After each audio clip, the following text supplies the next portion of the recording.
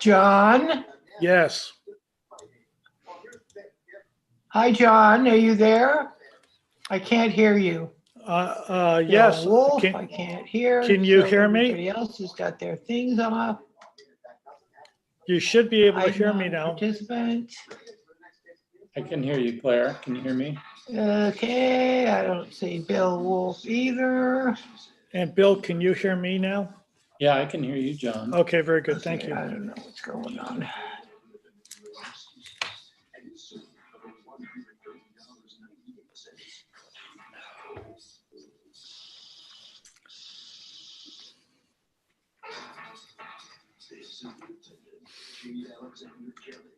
She says she shipped the opportunity to address the player provider.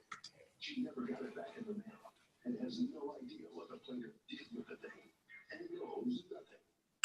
She's accused. Clear. Hi, John. Bill, I'm making you co-host right now. Okay.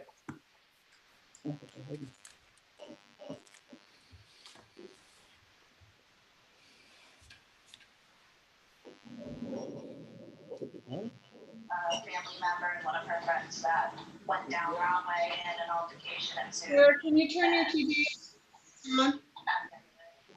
Was his homicide. Claire, can you turn your TV off?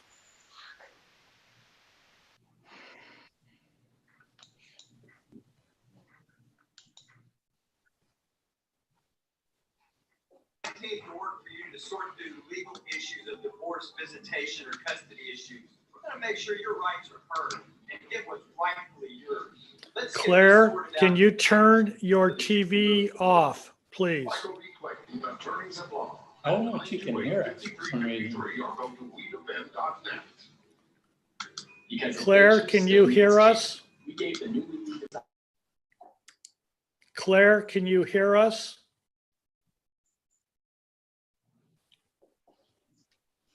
Claire, are you there?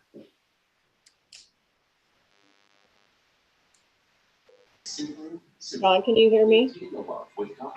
Yeah, we can. Hello? Claire, can you turn I have your no TV sound. off? I can't talk. I'm talking and nothing is happening. I don't know what's going on, people. Yes. A little. John, can you?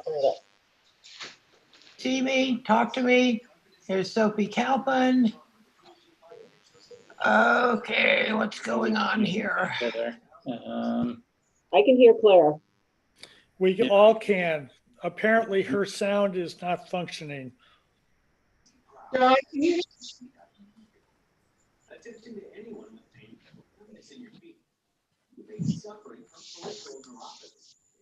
Hello? Hi, Claire. Hello? Hi, Claire. Can't see or hear anything. Haven't seen anything. I see all the participants are listed. Bill World, Cole, okay. John, can you hear me? I can.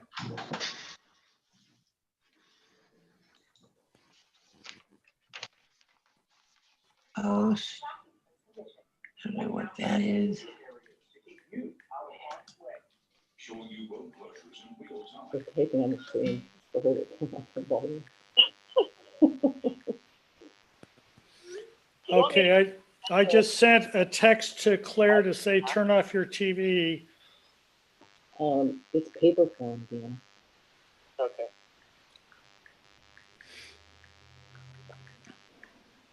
John? Yes.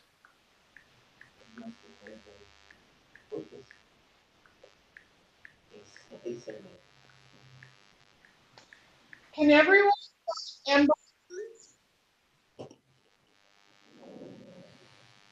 John, can you announce to people to turn their sound off to mute themselves unless they're MBAR members?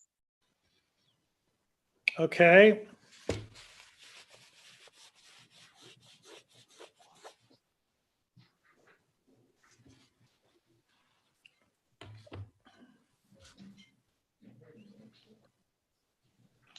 Okay, it's time to get started. We have 4 items. Can we do that?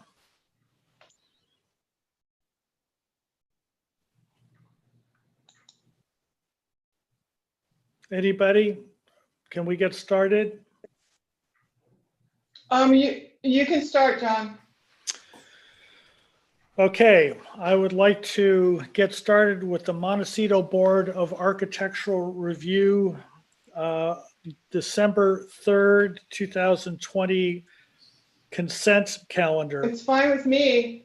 Okay, But item, can you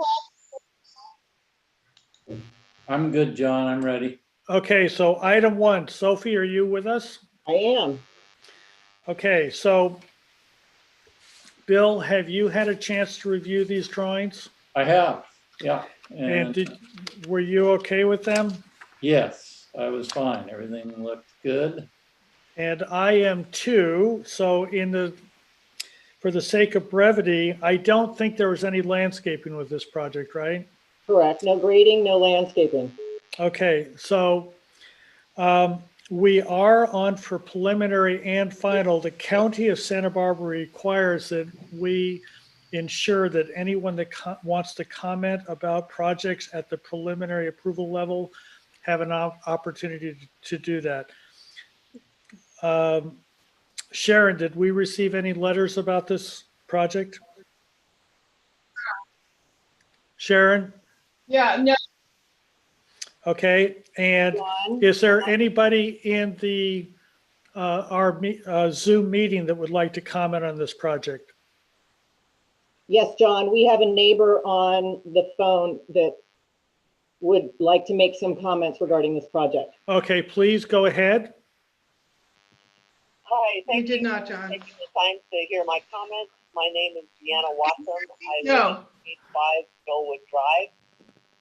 Next to the proposed construction, I have 3 topics I'd like to address.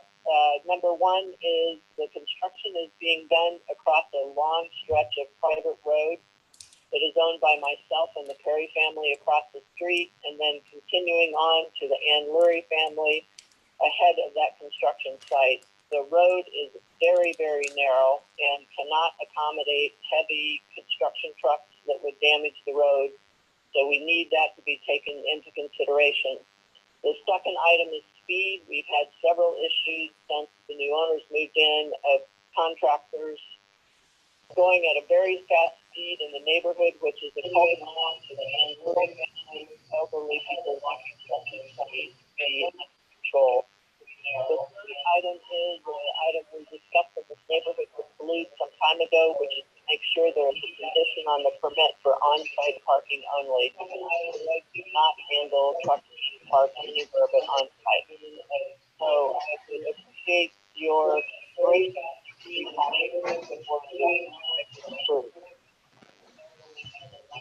John, I'd like to add a comment to that. You can see on the site plan, which is on the screen now, that I show parking, construction parking spaces, fire truck access as well, and construction staging of materials in 3 different locations around the house.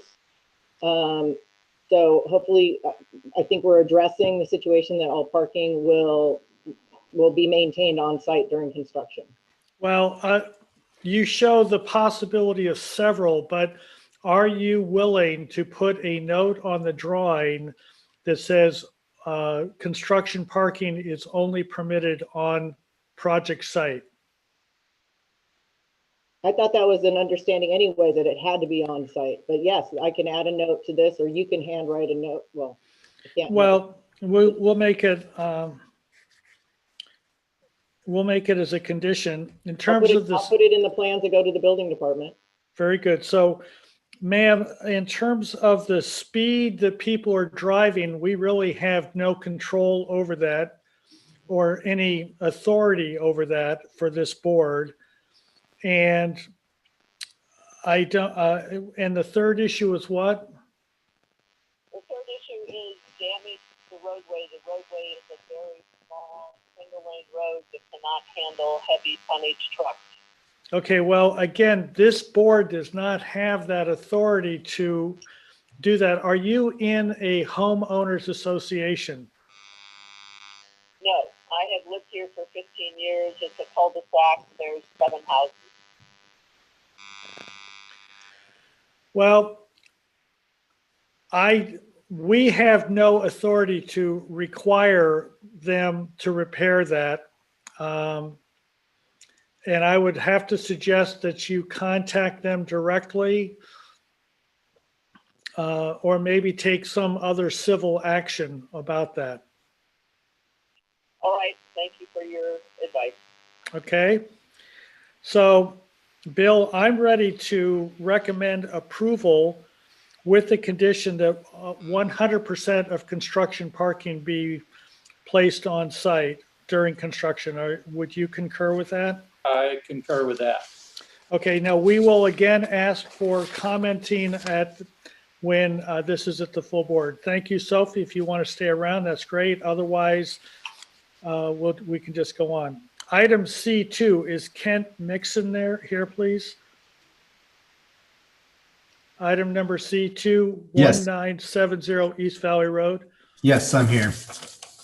Okay, Bill, have you had a chance to review this? I have, yes. And did you find any issues with this that you were concerned with? I did not. Claire, are you with us now? Okay. There is landscaping, but yeah, and the landscaping's just kind of augmenting of what's there or what's around the structures that we're proposing. So Bill, what do you want to do? Do you want to try to keep going? Well, are you infilling, kind of matching what's existing there? Is that kind of? Yeah, we're not actually, the stuff on the right there and along that wall where it shows the existing pond and so forth we're not touching any of that. The only thing we'd be touching is the area and augmenting with kind of existing landscape that's already there in these areas, exactly where the spa and around the building. Yeah, proposed olive. Yeah. And then we're adding a couple of olive trees to augment what's already there. It's already there. I mean, I'd be fine with it. John, do you have any concerns? No, I think I'm okay with it. Yeah. It's in the back of the property. I think we've reviewed it at the full board. Yeah. Again, this project is on for preliminary as well as final approval. Is there anybody in this, Sharon, did we receive any letters about this project? Sharon? Are you there, Sharon? Sharon? Okay, well, this meeting is not going there very well. Is there? If she did, I didn't receive them. So. Okay, well, you may not have. I did not. Is there anybody on the Zoom call that would like to address the board on 1970 East Valley Road?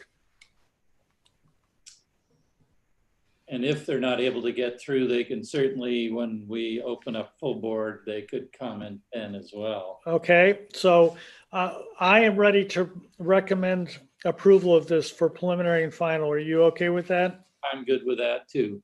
Okay, excellent. And John, I'm here. Oh, excellent. All right. Yeah, finally. God. Okay.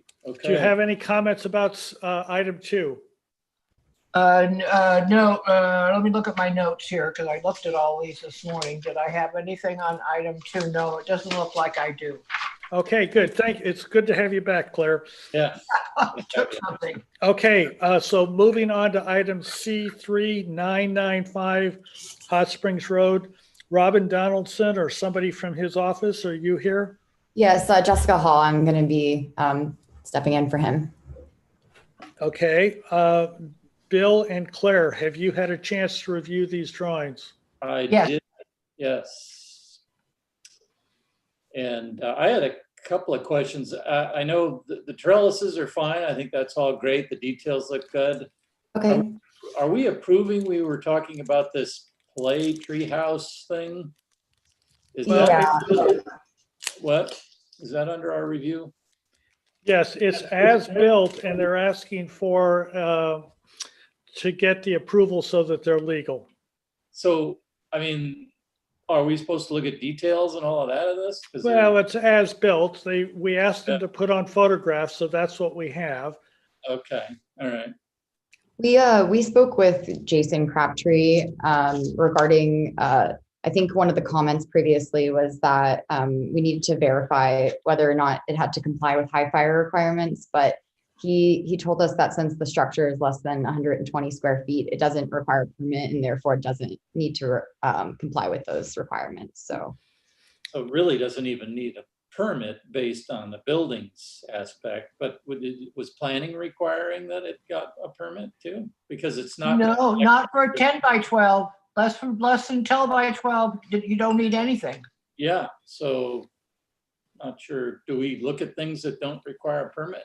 No, somehow it was reported as a violation. And so they're trying to clean up the violation. But I agree with you. I checked the code this morning and section 105 has a specific exception for buildings single story. So I have questions about it being single story, but if the various powers that be consider this single story, even with the understory, that's my concern or the question I have. I'm good with it. So okay. are we okay? Claire, you're okay with the trellis? Yeah, I'm good with it. Yeah. Yeah. I mean, it has built, so what are you going to do? Yeah.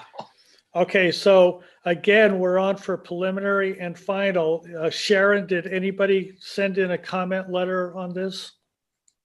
Item C3? Okay, and is there anybody in the Zoom call or Zoom meeting that would like to address the board on 995 Hot Springs Road, please? Okay, hearing none, I would like to recommend for that this go on for preliminary final, but I'd like to add a condition that says if the building department. John, can you just Yes. wait until This is consent. I know, but you're not actually making the motion until. I'm not. I'm telling her what the motion will be when I'm there. Is that okay? That's fine. Okay, so what I'd like to do when the motion comes up is to make a condition that this is approved unless the building department requires a building permit, at which point it would, you would need to come back to the board because this does not meet the high fire requirements. Got it. Okay. Okay? For the tree house, playhouse. For the tree house, yes, only. Yeah. Okay, item C4, 798 Park Hill Lane.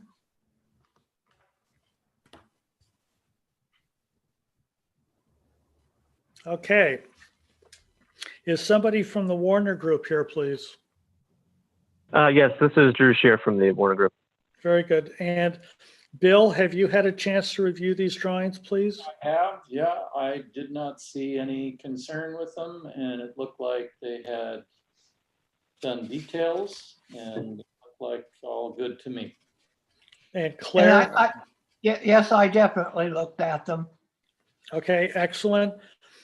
We are on for, and I agree with that. We are on for final approval only. The county does not require us to ask for any commenting, but there has been letters on this, and I just want to make sure that if somebody has an interest in addressing the board, they have a right to do that, or they have an opportunity to do that. So is there anybody on the Zoom meeting that would like to address this board? 798 Park Hill Lane, please. Okay, hearing none. Tip, are you on? We're done with the consent calendar. Tip? I see Tip's name there. Asked to unmute. Unmute, Tip. He's there. He's still muted. There you go. Tip, can you hear us? There he is. Hello? Okay, Tip, we're done with the consent calendar. We're on to you. Oh, that was fast. Oh, yeah. Okay, let's get started. Is Sharon, Sharon just texted me 2 minutes ago. It said, start the meeting at 1. I will be back. all right, is Alex, yes, I see Alex. Okay, so, I'm here. I would like to, call the December 3rd, 2020 meeting of Montecito Board of Official Review to order. And the first item on the agenda is public comment for items that's not on the agenda. Do we have anyone in the audience that would like to address the board? Alex? Well, it seemed like, I am not aware of anyone who wanted general public comment. thank you, Alex. I'm going to close public comment and move on to agenda status report. Any changes? I know that item 9 was canceled. 9, Oh, okay. really? Okay. 9 cancel. That's what she All right. mentioned in an email. Or deferred, maybe is a better word. Yeah, deferred. Continued, maybe. Continued. Mr. Chairman? Right? Yes, Mr. Chairman, I'd like to make a motion to continue item number 9 to a future MBAR meeting. I'll second that. all those in favor? Aye. Aye. Motion carry. By the way, I forgot to check, do we have a quorum? We do, right? Yes. Don, yeah. Don Sharp, Claire, John Watson, myself. And I'm you. here now. Dave's here too. Oh, and Dave, okay. Just got my invite. So we're missing Sam, am I correct? I do not see Sam. Yeah, I think Sam is also trying to get on. I think he was searching for his invite, which I just forwarded him. Okay, good to know. So moving on to minutes. So we are going to review 2 meeting minutes. The first one will be October 29, 2020. Mr. Watson? Thank you, Mr. Chairman. I only had one question on the very last page, so whatever number that is, that would be item 8, comment number 3. It says some members, singular, so it should either be some members or one member, and I cannot remember what that was. This was one of the projects over on Chelham Way or Dawlish. I think it was Dawlish. Don, you were the comment. I do remember that. Were there other people that said that, or was it just you? No, actually, I also made that comment, so probably members. Okay, so if we could just make it go from member to members, that's all I found. Anyone else have any other comments on the 29 meeting minutes? No comment from me. No comment. No comment. I'm just fine. Okay, no, I Okay, just, great. Mr. So Mr. Chairman, I would move for approval of the October 29th, 2020 minutes as amended. I'll second that. second by Mr. Sharp. All those in favor? Aye. Aye. And Mr. Chairman, I did not see the November 12th in the folder, so I did not review them. Are No. they? Yeah, those are going to come next time. Okay, Mr. Chairman, I'd like to move to continue the minutes from November 12th, 2020 to a future MBAR meeting. I'll second that. All those in favor? Aye. Aye. Aye. Motion, thank you. Moving on to Montecito consent agenda. We have 3 items today. 4. Oh, 4. I'm sorry. So how would you like to do this, John? We need 4 separate motions because we have preliminary approval on 3 of them. I see. Right. Okay, right. so Okay. item C1, 975 Knollwood Drive was reviewed by Bill, Claire, and I, and we are ready to recommend preliminary and final approval with the condition which was volunteered by the applicant that all construction parking be on site. I'll Thank second you. that. I'm going to open public comments for item number C1. Seeing nobody. I'm to close public comments. And back to the board. So it would be take the vote. I'll second John's comment. All those in favor? Aye. Aye. Aye. Motion carried. Welcome, Item Sam. C2. Item C2, 19. Just real quick. So has everyone joined now? Do we have everyone? Like Sam was on there. I'm on, but I my video's technically challenged. Yeah, well, So we have, that's all 7, correct? Yes. yeah. Yeah. Okay. Item C2, 1970 East Valley Road is also on for preliminary and final. Bill, Claire, and John all reviewed this, and we all feel that this project is okay as submitted. To that end, I'd like to, you need to make public comment, though, Mr. Chairman. Yes, I would like to open public comment for item number C2, 1970 East Valley Road.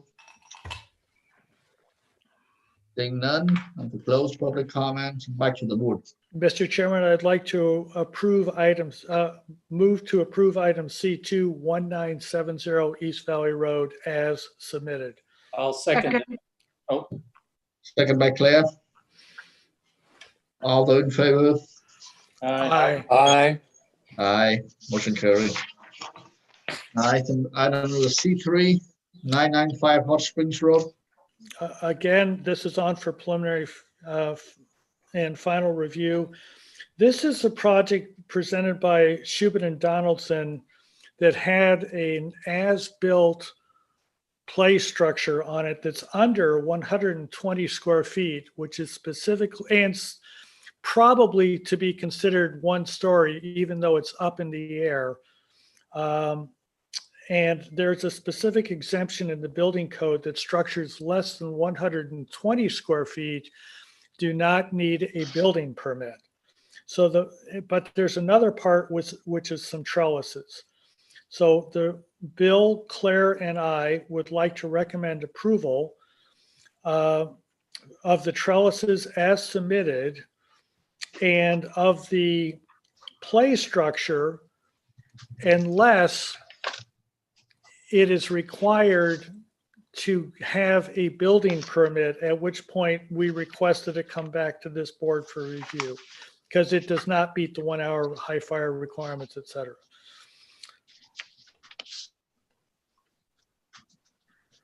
So we need public comment. we can't hear you. Tip? Tip? Tip, are you there? I see him talking, but I don't see. His mic is off. Yeah. Oh, no, it's back on. Tip, you there? He's trying. Now he's off. Now he's on. All Bill, right. Bill, All do right. you want to run the Take it meeting? over. So I'll open public comment for C3. item C3, 995 Hot Springs Road. Is there anyone in the audience here to speak on that item? Okay, seeing none, I'll close public comment. Back to the board. I'd like to move for approval of the trellis portion of this as submitted and for the play structure unless the building department determines that a building permit is required, at which point we request that the project come back before this board. Second, All those in favor? Aye. Aye. Opposed? Aye. Motion carries. Okay. Tip, are you back? Oh, well, this is his item anyway, so. Item C4, 798 Park Lane Hill was reviewed by John, Claire, and Bill, and we all agreed that the project was okay for approval at the final level as submitted. Okay. And to that end, I'd like to move for final approval as submitted. second, All those in favor? Aye. Aye. Okay, motion carries. And I'm sure that Tip recuses himself from that vote. He does. yeah, most likely. Okay, what's next on our list? So we went through consent agenda, MBAR members informational briefings. Any informational briefing? Anybody have anything to add? I will need to step down for item 5 and 7 today. So hopefully we'll have quorum for those items. And I will need to step down for items 4 and 7. So I believe Bill, if everybody's there, we'll be. Hopefully we'll get Tip back to run the meeting. There he is. Yep, are you there? yes, can you hear me? Yes. You're Yes. back. Oh, Hey, quit messing around. yeah, something wrong with the Zoom. Once in a while, it just completely blocked me off. Who was the other person? 2 people are off for item number 4, or one is, who was that? I am off on item 4, Sam's off on item 5, and we're both off on item 7. Very good, thank you. And I'll be off on item number 3. Okay. Okay, so I guess, okay, anyone else doing anything? Hearing a recording here. Yeah, we're hearing a recording. Can somebody turn that off, please?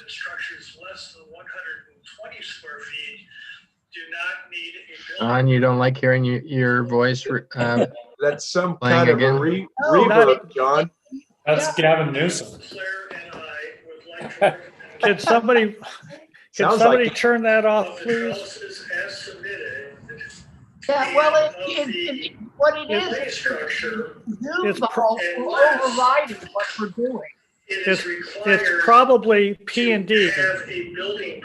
Oh, maybe that's what it's at. Alex, can you get Sharon to turn off her volume? It's your recording, John. I know, but it's not, I'm not playing it back. Okay, sounds like it's off. Okay, good. Comes back, I'll try to shut it down. Okay, go ahead. Yep, staff update. Okay, can you hear me now? Yes. Item 6, staff update, yeah. Okay, so item 6, staff update. Alex? I don't have any updates.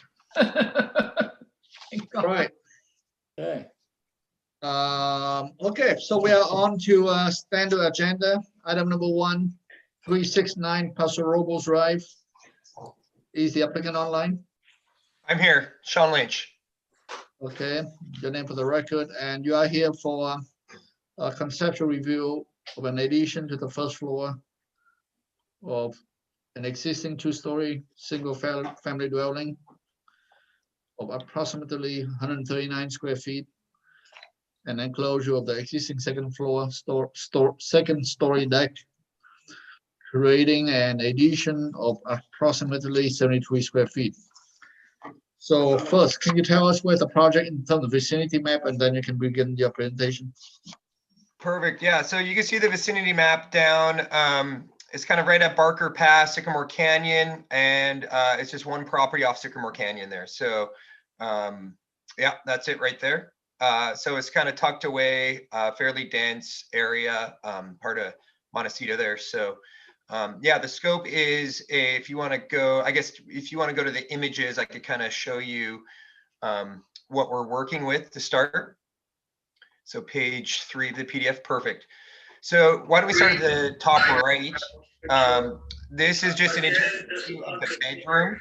So that back wall where the picture is, that's part of the wall that we're going to be pushing out. And then you can see in the photo directly to the left, that corner window is where we're going to be pushing out towards the side property line. As you can see, it's kind of a shingle house. There was an addition done, I think actually by Sophie Calvin several years ago. It was a kitchen and master bedroom addition.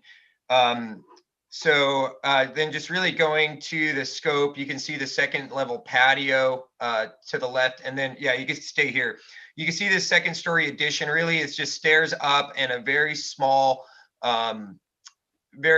patio. It's not a very usable space. So what they're looking to do is really just enclose that patio in the same footprint and just make it more of an office usable space. So it's sort of an octagonal shape right now, and really it's just sort of a awkward workout room. And yeah, exactly. There you can see the deck.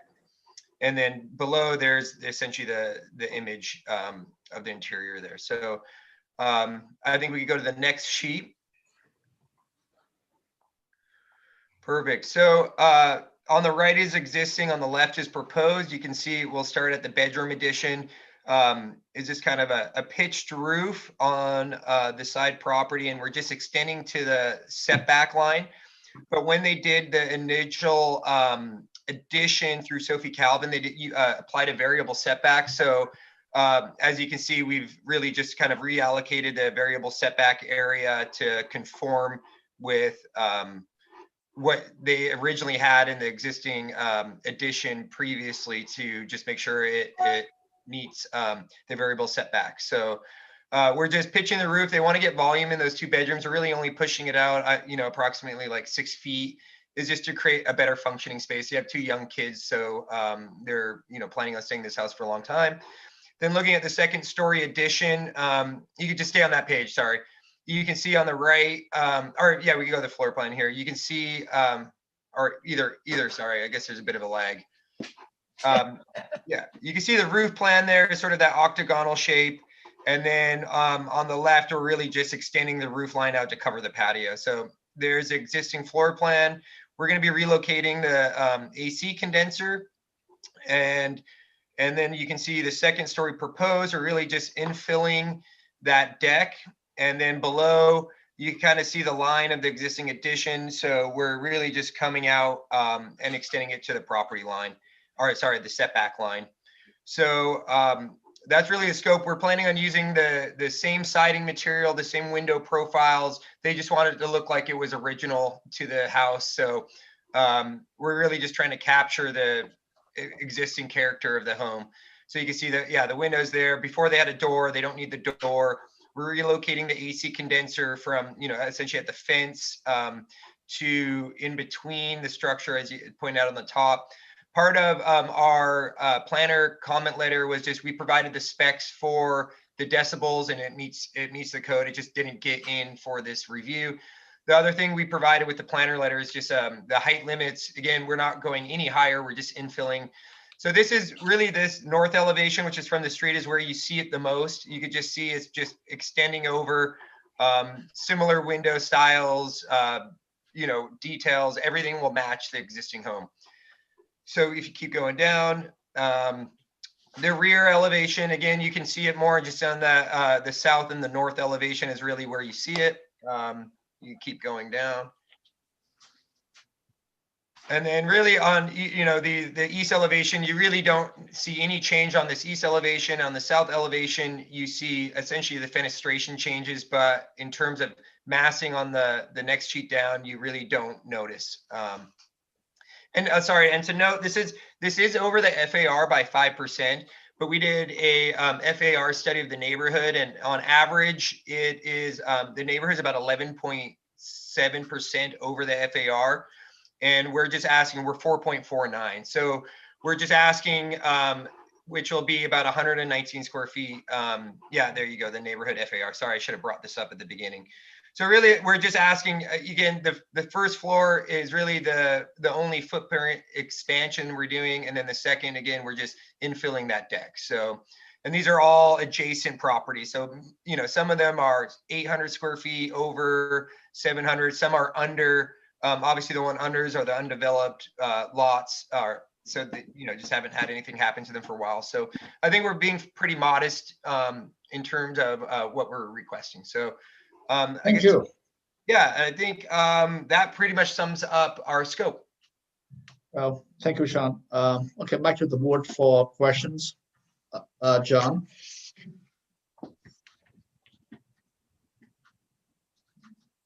John, any questions? Thank you, Mr. Chairman. I had my audio off.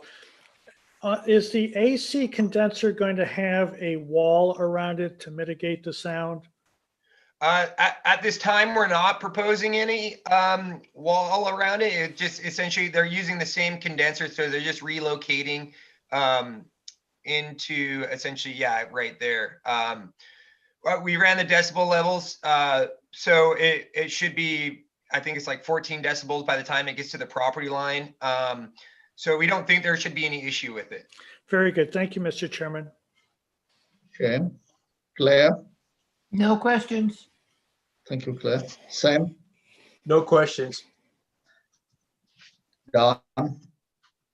No questions. Bill? No questions, Tip. And Dave? Yes, what kind of landscaping is between the proposed first floor addition and the adjacent neighbor? Standing out. I believe it's just, I guess we don't have a good photo. If you go to the bottom right, you could probably see I guess the most detailed photo there. There really is just some hedging, just some natural landscape on there. It straddles both property lines. So, you know, their idea too is to mitigate that as much as possible in terms of saving as much of the privacy screening and hedging. But there's no trees or anything that'll be impacted by this. Right now, there's an existing deck there, and essentially we're just, again, filling in that deck, removing that deck and going to that same footprint. Okay, thanks. Thank you, Dave. I'm going to open public comment for item number 1369, Paso Robles Drive. Alex, do we have anyone in the audience who'd like to address the board? Not that I am seeing. I mean, if I hear from Sharon that someone's there, we can grab them. Okay, well, we've got them to close public comments and back to the board, and this item is here for conceptual review. So, Dave, would you like to start? Yeah, to start with, it would be nice, or I would request that you document the existing landscaping that's helping to screen that addition on the first floor. And then I think the second floor addition is really just filling in what an element that's already there. Probably makes it a little bit stronger because it has a little more scale. It's located in the center of the lot, in the center of the structure. It doesn't appear to me to be impacting the neighbors. And given that you've demonstrated that the neighborhood FAR is within this range, I can support the project as long as the first floor addition isn't posing any impacts, if there's either existing landscaping or new landscaping proposed to help screen that. Looks like there's a lot of existing from the photo. Thank Google you. Earth. Claire, would you like to make your comment? No, I'm just saying that the bill is showing Google Earth on screen, and there looks like there's a lot of landscaping, except along this fence line that may need to get filled in. So that's your comment? Yeah. Thank you. Dave, or I mean, Don? Thank you. I believe that the work proposed actually makes a better street and presence in the neighborhood. So I'm supportive of it. All right. Bill? Yeah, I agree. I agree with Dave in terms of the issue about planting on that side. I think I would just like to see how that's going to help screen, whether it's fencing, planting, vining, whatever it is over there. The upper floor, I think, is is a good addition. It's kind of an awkward little space anyway, and I would certainly encourage you to look at maybe a different roof form on this little stairway, but in any event, that's existing. So, but I'm in favor of the upper floor and would want to see what you're doing there for landscaping on that side. And maybe better photos of it too. Absolutely. Next time around. That's all. Thank you. You will. John? I concur with everything. I live in this area and actually walked by this structure yesterday. I think that the addition, particularly on the second floor, is going to make this house a much better house. It's that little pimple up there has always been a little odd to me.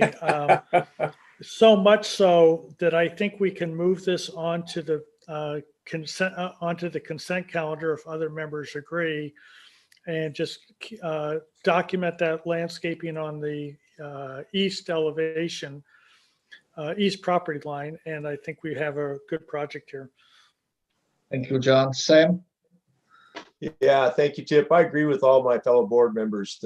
The documentation of the planting and the new element proposed in the center of the building is much stronger architecturally and kind of brings the building into a stronger motif. So I'd like to move this along as quickly as we can. Thank you, Tip.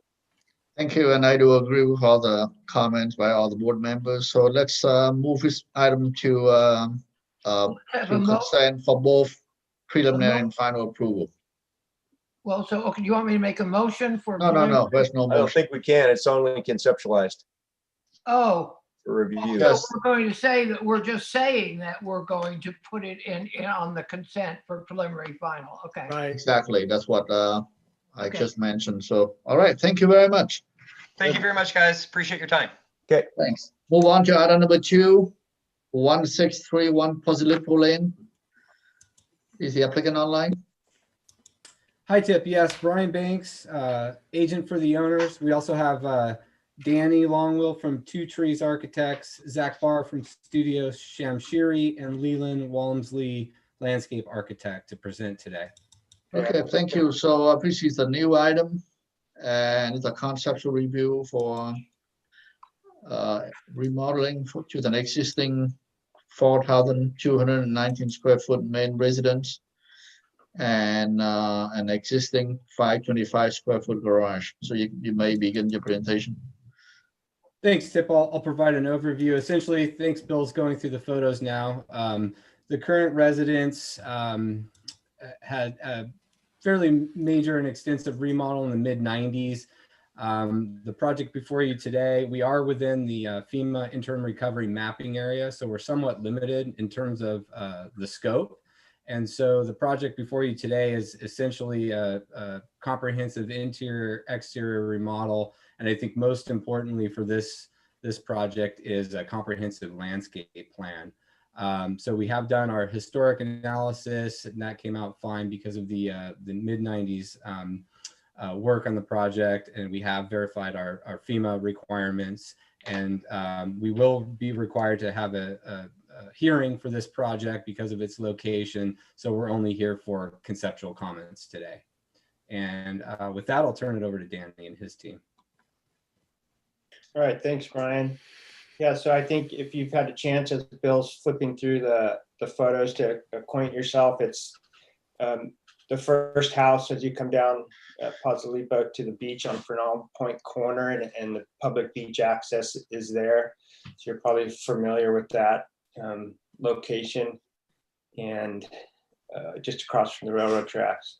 So I think we can go straight to the drawings, and then Bill, on about when we get to about page 13 of the drawing set, if we could switch over to the renderings, that'd be great. But we'll start here. So we're not, the project it's an existing 2-story house. We're not proposing any additional square footage add or change to the exterior footprint of the building. It's a kind of a complete makeover of the exterior and interior facade.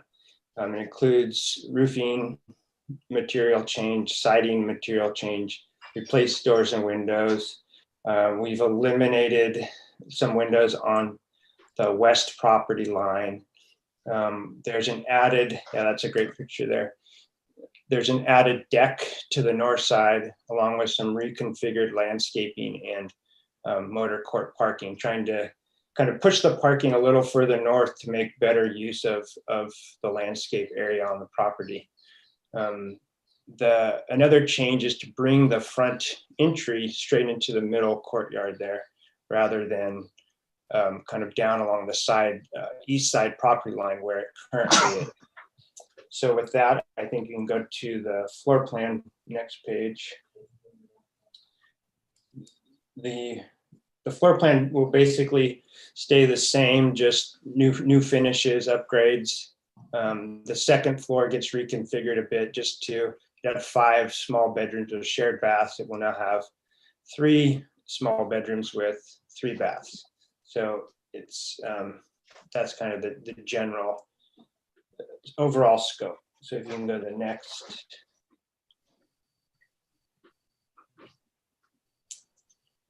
Thank you. Roofing, where you can see there we're proposing a bonderized, sort of hemmed, folded tiled roof, standing seam.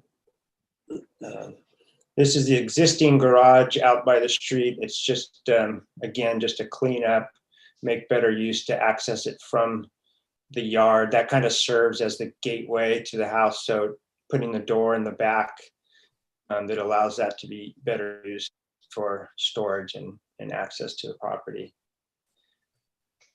Here's the proposed, the north elevation, which faces Fernald and Pozzolipo. You can see that the footprint stays the same. The existing style is kind of a, it's plaster, sort of a Spanish Mediterranean, but not really. So we're kind of taking it back to a beach cottage vernacular, but in a kind of a fresh, modern way.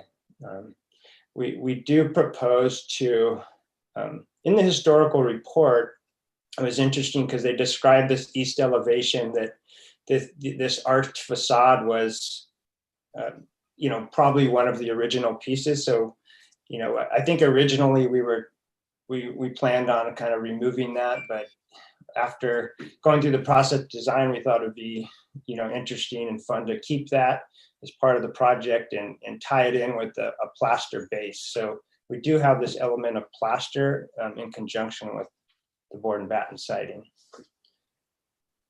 So that's east, south. The southern elevation, it's just a little reworking, configuring of the deck, but in the same footprint, and a thin trellis on the main great room living area.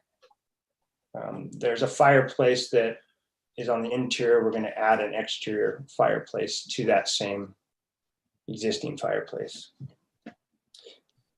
Next is, this is the west elevation. You can see there's really only that middle body there, with the lower portion is along the property line, and we've actually removed the windows from that facade. So, next. And this is just kind of an elevation of that interior courtyard. So going through and go to the next. This is the elevation from the street, showing the proposed improvements to the existing garage and gate. And if you could switch over to that other document before we get to landscape, that would be great.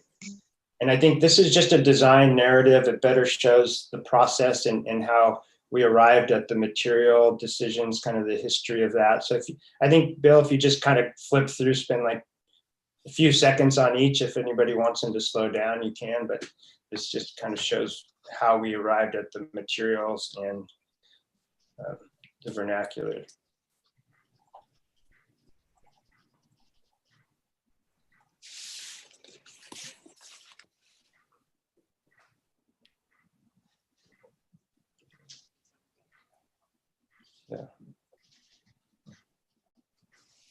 railing. There's our arch.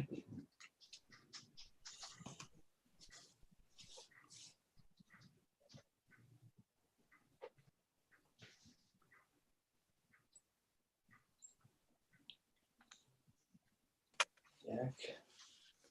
Rendering. Oh, there, that's a good one.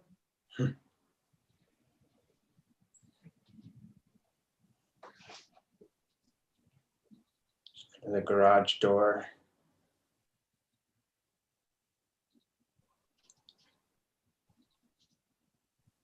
Cool. Front gate. And north elevation, north rendering, and south.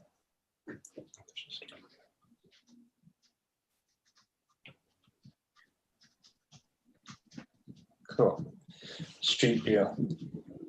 So yeah, I think that about sums up the scope of work. And with that, I'll hand it over to Leland Walmsley to go over the landscape. So if you click back to the plan document, that'd be great. Thank you. Can you zoom in a bit on the left side of the? Yeah, it's too bad we can't put this vertical, but so essentially, the existing conditions are hedges at the perimeter, some interior hedges, turf grass. Nearly everything that's planted is turf grass, with the exception of some existing trees, and of course ice plant along the ocean side, and quite a bit of impermeable concrete paving currently. So the client expressed a desire for sort of a simple early California coastal or a Santa Barbara beach garden, sort of an homage to that. And so we really wanted to bring in, just kind of keep it simple and, you know, make it more about the structure and the architecture kind of floating up and out of this, what would appear to be sort of a naturally occurring meadow. And so we're introducing drought adapted shrubs, plants, grasses, mostly grasses. And we're tying into the existing major majestic Canary Island palms that are there. There's one at the very front, the big black circle. There's one at the left, south of the garage, and there's one on the ocean side as well. You probably saw from the photographs. Yeah, right there in the deck. So we wanted to tie into those existing. There's also a pretty magnificent magnolia tree, which I was shocked could live that close to the ocean, but it's doing quite well. So the clients also expressed an interest in having a food forest. So there are quite a few citrus, fig, other fruit trees. There's actually even an avocado. Again, very close to the ocean, but producing. And so we wanted to just use that combination in addition to some proposed fruit trees. And then as far as hardscape goes, we wanted to use sort of a Santa Barbara sandstone paving, that rectangular sort of entryway that you see coming down the middle toward the front door. Yeah, that's the picture. So, you know, we'd cut them into large rectangles and then have like an eased or chiseled edge, tumbled edge. So they looked more original to the house, which I believe the house was from the 20s originally. And then also just a simple gravel, not necessarily a chip seal, but a gravel permeable, you know, obviously more base, road base out at the motor court, but just simple gravel paths for the most part. And then that kind of bleeds into the sand as you get closer to the beach. So we wanted, as Danny had mentioned, we wanted to make the front door more obvious, but also have a slight meander so it just wasn't a straight shot, and kind of get away from that linearity or that linear long straight feel. And the homeowners also mentioned that they wanted to have a little bit more privacy from the road. Right now, there's just a completely permeable gate, slide gate. And if you're walking by and someone happens to be in the great room, you can literally see all the way through. So there's not a whole lot of privacy. I mean, once you get in, they were fine with it, but we wanted to create sort of an opaque gate there, and then that sort of surprise as you enter the property. And then in addition to that, add a pedestrian gate up there as well. So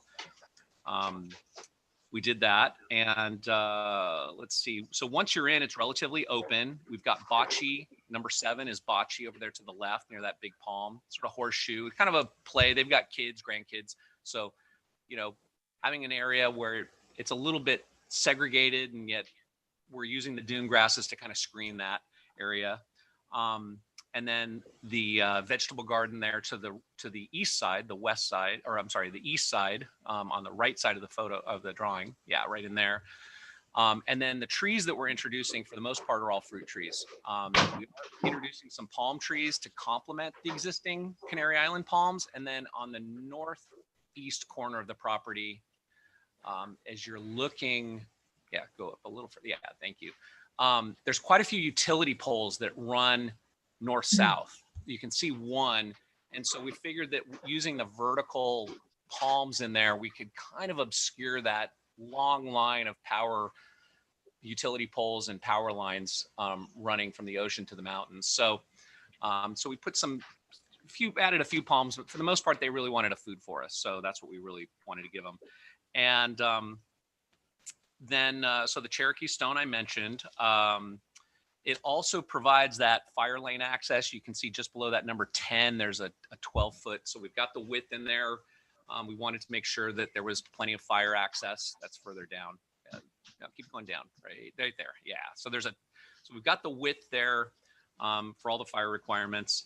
The lawn is to the left under that big magnolia tree. That's the only lawn. So we've greatly reduced that. We're at about 1,100 square feet of lawn. I think right now it's probably about 4,000, maybe 4,500. And there's the raised deck that Danny mentioned as well. It's got built-in seating. It's got raised built-in planters. It's got a built-in countertop with cooktop and all that. So that's sort of an extension of the great room there. And let's see, the old entry that runs along the east side, we wanted to still maintain that, if nothing else for fire safety, but also just, to, paid tribute sort of to that existing, what was that sort of entry that down there. And let's see, we maintain the dog wash, which is right there. Then the ocean deck, which Danny mentioned, it's slightly configured differently. The palm is integral to the deck now. Before it kind of went around the deck, creating some weird spaces. But we just want to work with it. We want to foster the health of that tree. The spa, we're switching out for a smaller, lower spa than what's currently there. The existing spa is going away, and then we'll put that in, and then in its place, maintaining the majestic palm. And then Daniel mentioned the outdoor fireplace. He mentioned the outdoor trellis. And then on the far west side, between the neighbor, you can see the houses are quite close. They're both encroaching into the setback, this property and the one next door. So we're introducing, and you can see the photo there to the left, sort of a heavy gauge wire mesh with a wood frame around it that'll run that length. And then we'll put salt tolerant vines in there to give both properties a little bit of privacy from one another, since they are so close to one another. And then as far as just the lighting as a general note, it's all subdued, it's all downlight, it's hooded, and it's all night sky compliant. So that's it for my presentation. Thank you. Are you completed with your presentation, Brian? Yes, sir. Thank you, Tip. All right, I'm to back to the board for questions. Let's start with Dave. Yeah, was there an elevation of the gate at the street? Thank you, Dave. That's what I was. Yeah. Went by fast. I think it's page 13. And while you're doing that, are you replacing all the doors and windows, or are they just staying? Yes, they're proposed to be all replaced with steel, and a powder coated painted steel with that's kind of a light gray, green, blue color. So yeah, there's the elevation of the gate in the existing and proposed. It's kind of, it's overlapping, like it's open, but Is visual. it wood? Is it wood? Yes. Okay, It will be. great. Thanks. Oh, there it is. Thank you, Dave. Bill? Bill? Yes, yeah, sorry. Quick question on the site plan. How much of the front area there, oops, let me go to the landscape, sorry, is paved and looking like it's for car maneuvering? Is this really, is this for cars? Is that, are you parking in here? Do you park in front? And you're not planning on coming up in here? This is all lawn in this area here. So Well, is it, yeah, maybe describe that a little better. So there is no street parking. So that's, makes it a little difficult if you're having people over. So that is parking in there, but it's also multi-use. The big deal is you can see the 12-foot fire lane there. We've got to be able to provide fire access to within, 150 feet on either side of the house. Mm-hmm. So that goes to, right about where his cursor is now. So we've got to provide that width. So that is the reason why that tends to be wider than what, would be optimal, but to comply with the code. Is the intention though, not really park your car up here? I suppose you could, moving things in and out, but the idea is your cars would kind of maintain back here, and then you said you had a bocce cord or something happening over here. Correct. You're correct on all those. Yes. Okay. So we don't want cars parking in the main pedestrian circulation. Yeah, and this is kind of a hedging material, existing or new, that's going to help screen you from that walkway that takes you. That's the beach access, right? That comes correct. Here. Okay, got it. Okay, that's all. Thank you. Thank you, Bill. Claire? I was just wondering, Danny, did you, it looks to me like your FAR is 128. Is that correct?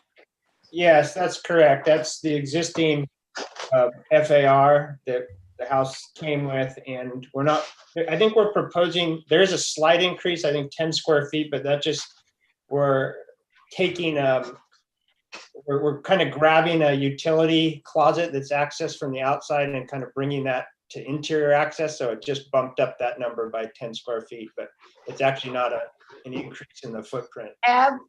Do you know, did you do any kind of neighborhood random study to see whether you know, even though this is an existing house, it's still over the recommended FAR, even over recommended the 10%. So that's why I'm asking is if you had done any work to make sure that this, I mean, obviously, because if it's existing, I just want to know, I mean, it's over the FAR, Claire, this is Brian. No, we haven't completed a neighborhood study for the property yet. And I believe in the 90s, how they got away with, I mean, the MBAR was still there and there was recommended FARs in the mid 90s. They actually had a major portion of it approved as a attached residential second unit, which will go away as part of this. So there's actually 2 legal units here, and that's going to go away, and it'll just be a single family home afterwards. So that's probably how they got around the FARs at that time. Okay. Thank you. I guess. Yeah. You were around that long ago too. Okay. Yes, I was around. Yeah. Thank you, Claire. Don? Excuse me, I have no questions. Thank you, Don. John? No questions. Thank you. You, Sam? Yeah, a couple.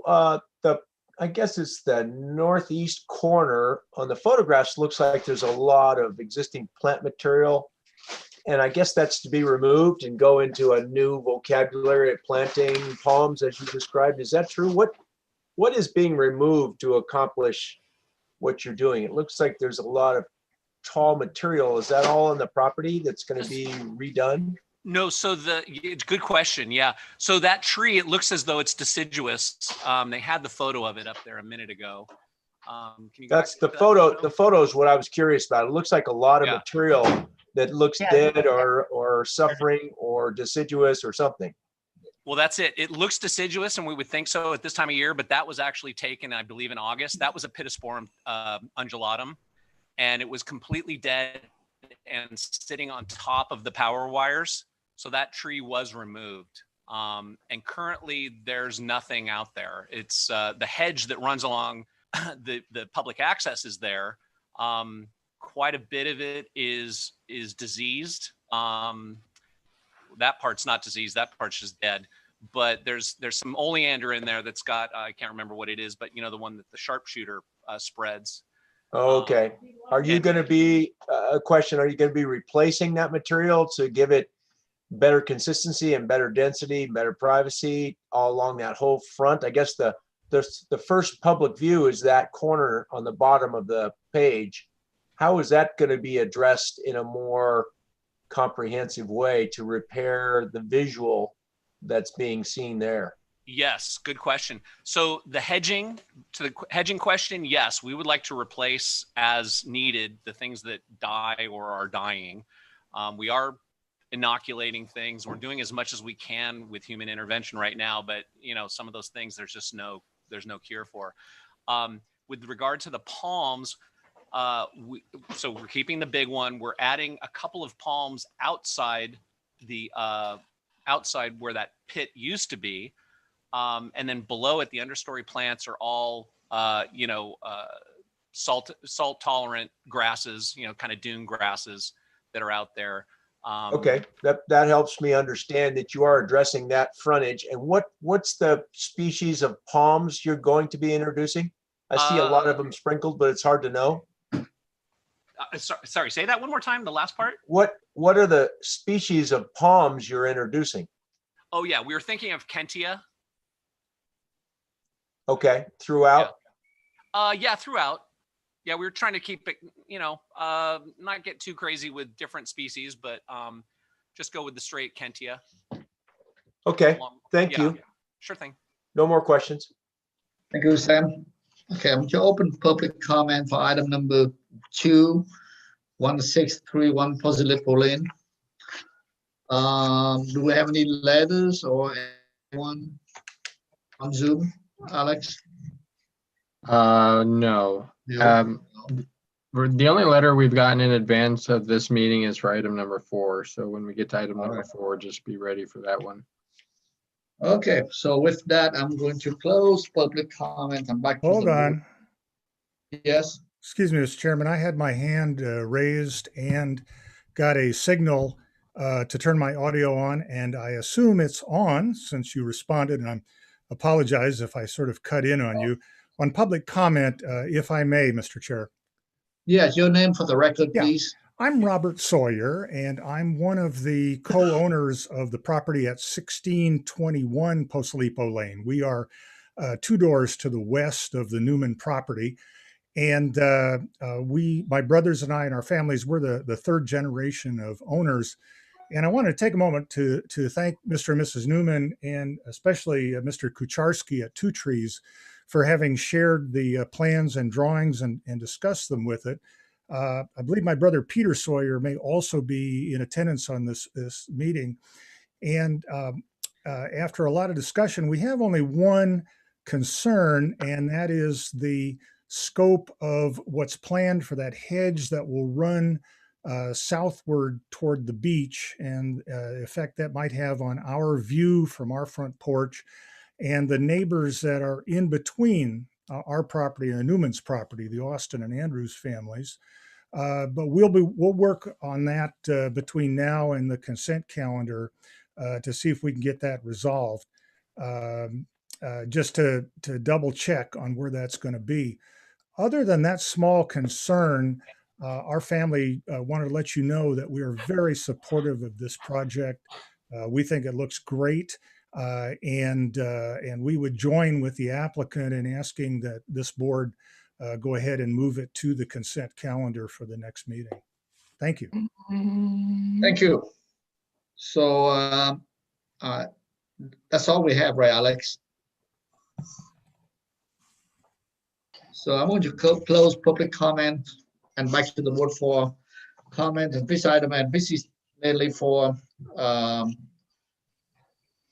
or conceptual review, and I believe this item will be heard by the Montecito Planning Commission. So let's start with Sam.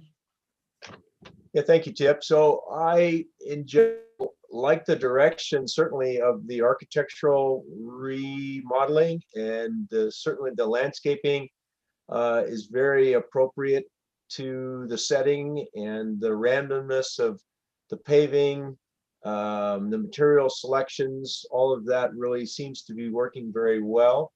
So in general, I'm very complimentary to what I'm seeing. I would like more information on that beachside public walkway hedge, what's existing to remain, what you're going to be trying to replace, how that is going to be addressed from the public side in a more comprehensive working set of planting plan drawings, so you can really look at that frontage on that corner we looked at from the photograph, and then down that, I guess, the east side. Other than that, I think this is quite a complete plan already. It just needs some refinements on the edges, as I see from the public's view. But in general, it looks like you've brought it a very nice new direction, a refreshed direction, as you said. So I'd like to push it forward as quickly as we can. Thank you. Thank you, Sam. Don?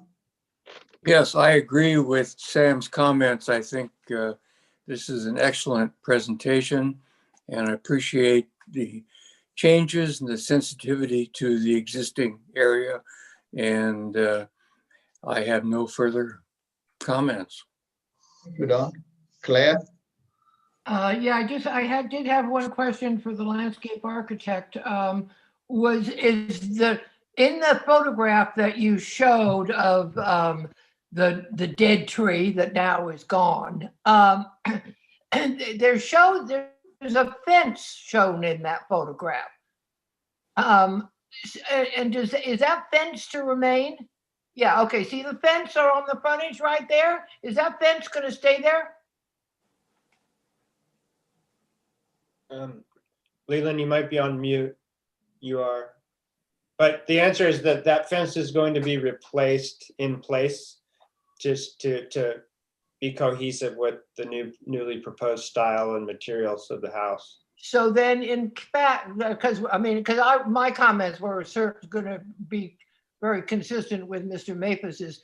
So that fence is going to be replaced, and it's going to be consistent with the material that we now has been presented for the gate. So all of that is all going to be fixed. Yes, that's correct. There it is. Okay. Yeah, then my comments would be very similar to that. What I would want to see when you come back is how that whole corner, including the fence, because now we're talking about the fence. We hadn't talked about it before, but all along there, I agree with the neighbors that it's a really important element of this, and it may be not the owners the owners don't have a problem with it, but the neighbors. So I really, as the landscape person, I really want you to deal with that corner and that wraparound and make sure that you've got a really good plan for that when you come back. Sorry, Leland here. My internet cut out and then I popped back in. I think you were referring to something related to landscape. So just to assure you, we feel as though privacy from one side is a win for both sides. So yeah, that's accurate. That would be accurate. But then, yeah, we just want to make sure that corner is really dealt with in that something that the neighbors can be happy with. Oh, absolutely. Please. Yes. Yeah. Good point. Will do. Thank you, Claire. John? Thank you, Mr. Chairman. I think the landscape plan is fine. But I'd like to talk about the architecture. I do walk on this beach quite a lot, and there are a number of architectural thoughts along that beach. And to me, some of them are very modern, some of them are very traditional, and some of them look like they were built back in the 40s or the 50s, which is part of the original character of Montecito, I guess. When I look at the opportunity that's here with this project, I believe that it could go farther than what is being shown. It still looks to me like windows cut into walls, as would be done in an ungraceful way in comparison to some of the buildings that are on that beach, where there's really a larger understanding of architecture, not just building, that exists. Now, having said that, is this project approvable? Absolutely. Is it as far as it can go to create an absolutely stunning piece of architecture? In my personal opinion, no. And I would encourage the applicant to really walk the beach, study photographs of beach architecture, California 1950s, I think is what he said, and try to introduce details and fenestration, rhythms that are lacking in the building now. Again, is it approvable? Absolutely. Is it as far as it can go? In my opinion, no. And I would love to have the applicant take a shot at trying to bring this into one of the stellar projects along the beach. Thank you, Mr. Chairman. Thank you, John. Bill? Yes, thank you, Tip. I can see some of John's comments certainly have some validity. I agree, though, that I think that it's definitely approvable. I like the direction it's going. I like the elements. I certainly like the way it's being treated. You know, maybe detailing of railings could be a little different, but again, you know, approvable for sure. I do agree with the landscape architects in terms of the landscaping on that corner and wrapping the side. I know that you'll develop a nice landscape plan that'll really dress that walkway up, because that's the public path. Why not take advantage and make it a special path as well that you can get enjoyment from both sides for. So I think generally speaking, I like what I see, and I could approve it as it is submitted. Thank you. Thank you, Bill. Dave? Yeah, I think it's a very nice project. It's a great upgrade to the existing structure and landscape that will benefit both the property owner, the neighbors, and the community. So I definitely can support it. And of course, if they want to take it to the next level, as John and Bill are suggesting, that's great too. But I think just the way it is, it's a very nice improvement. Thank you, Dave. And to sum it up, I do concur with John. I think it's definitely a nice project. It's a much improvement over existing. But this site is very beautiful. It's one of the few beautiful sites directly on the beach. And I think the house could be more intriguing, more interesting. And so, yeah, I can support the project, but if you can make it a little more unique, I think that'd be so. I believe the next stop will be the planning commission. That's correct. I'd like to see this project back to the full board for preliminary approval. Thank you. Thank you all. Thank you. So, Bill, I want you to step down on item number 3. So you need to take over on item number 3. Mr. Chairman, on the last item, when it comes back, I think it can be preliminary and final. I don't see a reason to have both. That's fine. So let's, if I have everything ready, then we can review both. Right. Thank you. We're happy with that. Thank you. Thank you. All right, Bill, you in charge. All right, we're on item number 3, 2159 Boundary Drive.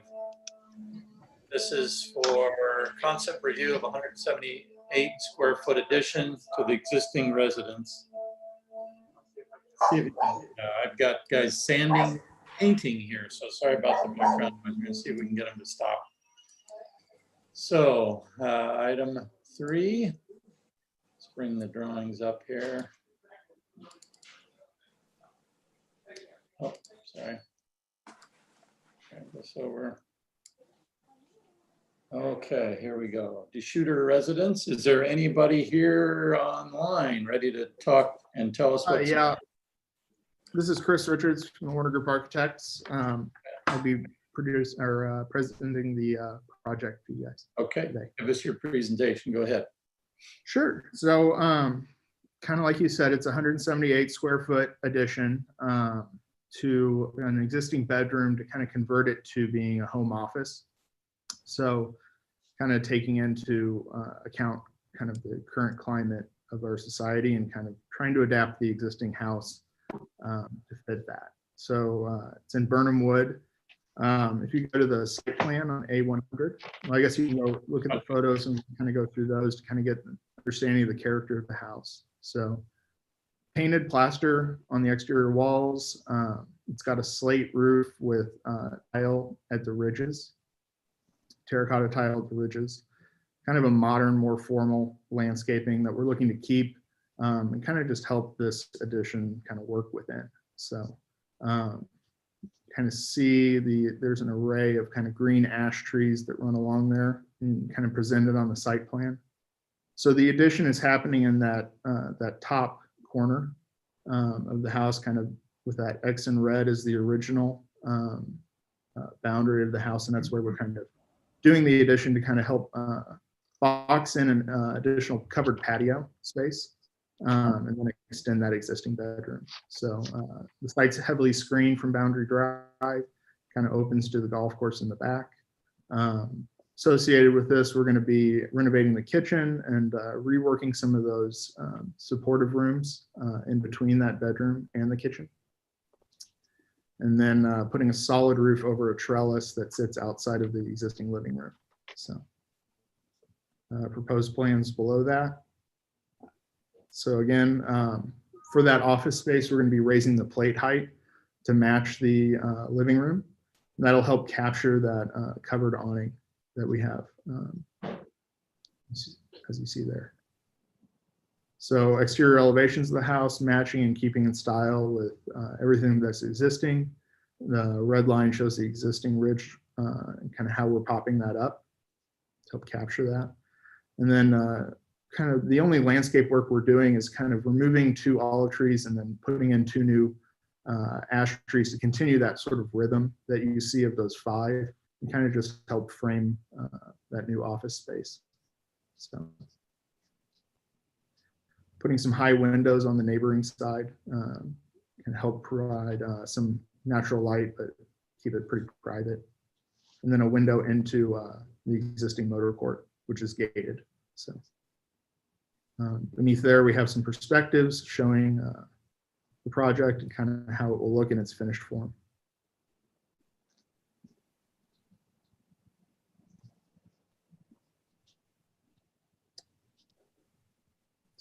I think that kind of completes the presentation of the proposed project. So, okay.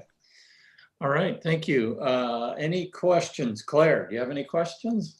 Yes, has the applicant have you been before Burnham Wood? Have they seen this and signed off? Yeah, they were very supportive of it, yeah. Okay, thank you. Do you have your letter from them yet? I do. I think that might be part of the submittal, but okay, okay, great. Yeah, that's. I mean, that. Yeah, just make sure that the county staff has that letter also for your file. All right, thank you, Claire. Don, any questions? No questions. Thank you. Okay, Sam, any questions? No questions, Bill. All right, John Watson, any questions? No, Mr. Chairman, thank you. Dave, any questions? Where are you at with FAR? I don't know if I missed that or it's there. We're 104, so a little bit over. Okay, thanks. Okay, all right. I have no questions either. Okay, is there anyone close questions. Anyone in the audience here to speak against this project, for or against it? Alex, anybody? I didn't see any letters.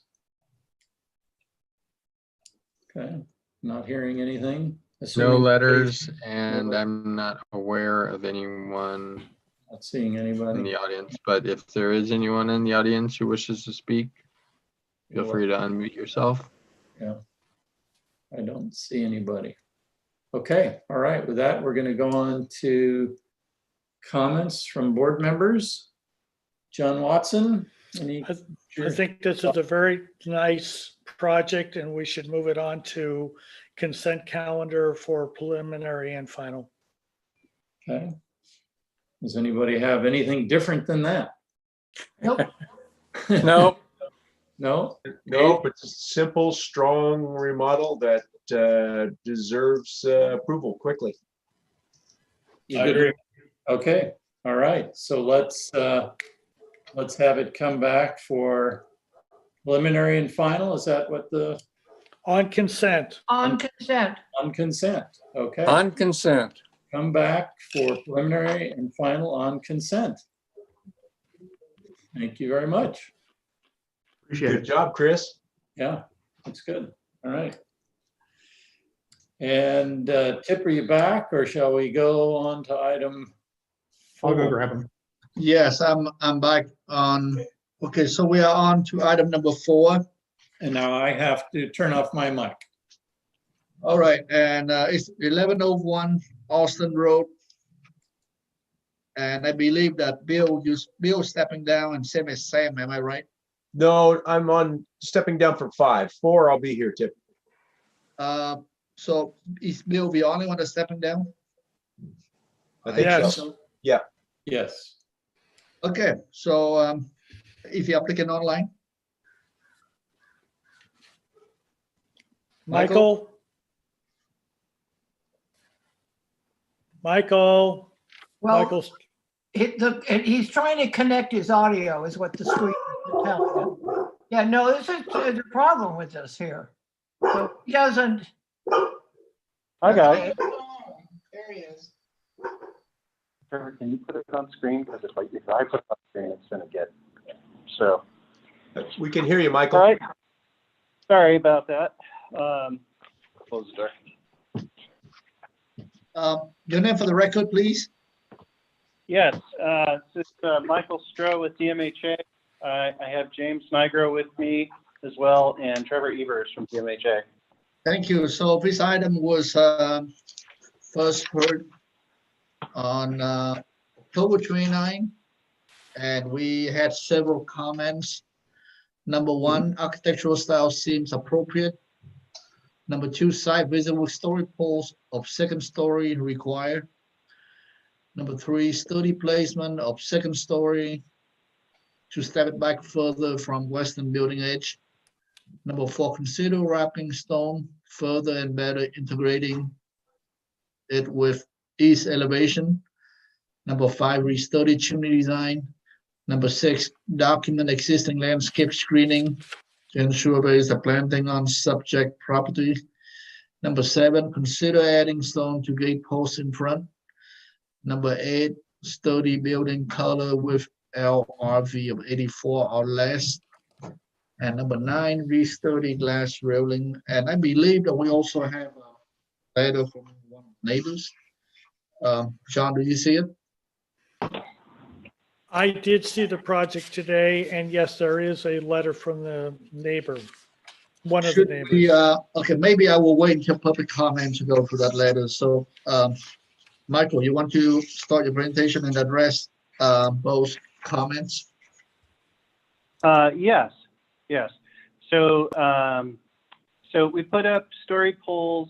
Let's see, we had the story pole. If you could bring up the story pole plan really quick, Sharon. It's not Sharon, it's Bill. Oh. There we are, Bill. Thanks, Bill. So put up the story poles as requested. We tagged sort of the 4 big corners, and then we put the 2 tallest ridges that are shown in blue on this plan And I don't know how many of you guys got out to see them. They were up on Monday. I know John came out this morning to look at them. And so we are still, I mean, for the lot, we are still 7 feet below the height limit. And we feel that it's masked pretty well. I mean, it's a very narrow lot, so as soon as you put a second story on it, it's going to have effects on potential neighbors. So we're cognizant of what those are, and we'd like to talk about how we addressed how we addressed your comments from the last time, as well as the neighbor letter which we received this morning. So if you could go to, you could actually go to sheet number 3, which is the site photos. So the intention here, if you look, the intention here is to provide a covered patio off of their kitchen and dining room here. And the notion of pulling the facade back from that, it would create some visibility issues. It also would create some structural issues with how we're tying in. We're basically building the second story on top of this with a steel structure that comes down the outside that's clad in stone, and then tying them through the foundation. If we push it in, it starts to jog the structure. It makes it extraordinarily expensive, and doesn't really work as well. It's not nearly as efficient. But one of the things that we have done, if you go down to sheet probably about number 9 or so. Let's see, go to 8 actually, or actually no, sorry, 11. There we go. Okay, so you can see how what that we have this piece that sits over and creates a covered patio. This wing right here that's being circled here is a bedroom, but the closet is on the left-hand side of this, and these 2 windows flank the bed wall. Now, view in this room is to the south and to everything. So with the neighbor's concern, what we've decided to do is actually just eliminate those 2 windows from the bedroom, because again, we have egress and we have everything else that we need from the south. And then we're also going to lower that plate height because we have a vaulted ceiling in that room already. We're going to lower that plate height from 9 to 8, which again will diminish its effect on the neighbor. Can we go back to sheet 3? Sorry, sheet 5. There we go. Sorry, I don't know the numbers. Okay, so you can see that 1085 Alston Road is angled towards, this is a single-story portion of that residence, and the 2-story portion of that residence is pushed about 100 feet to the west. This area that's shown here on the site plan is actually it looks like kind of a guest house or a bedroom wing or something.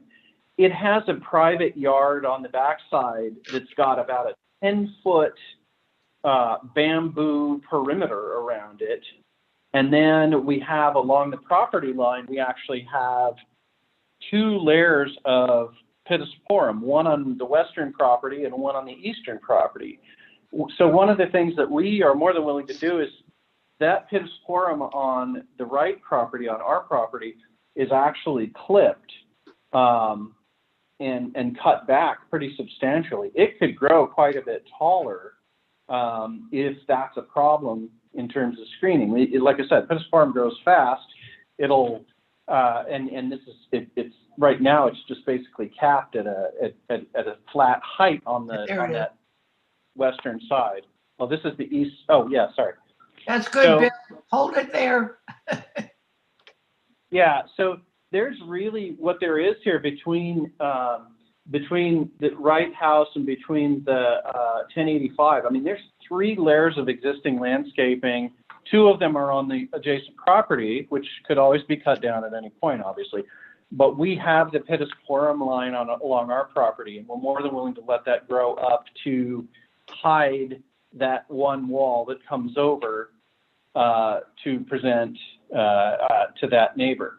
One other thing is by eliminating the windows, by lowering the plate, and the fact that we have a hip roof on that roof rather than a gable, I mean, that really pushes it back off of that property. I mean, it's a fairly narrow piece of property for as large as it is. And I think I think that would address all of their potential privacy issues. So if you could go to sheet 10. So we've addressed a couple of the architectural comments. I mean, the big thing today was to talk about the massing and to talk about the story poles, but we have addressed the architectural comments that you guys put forth last time.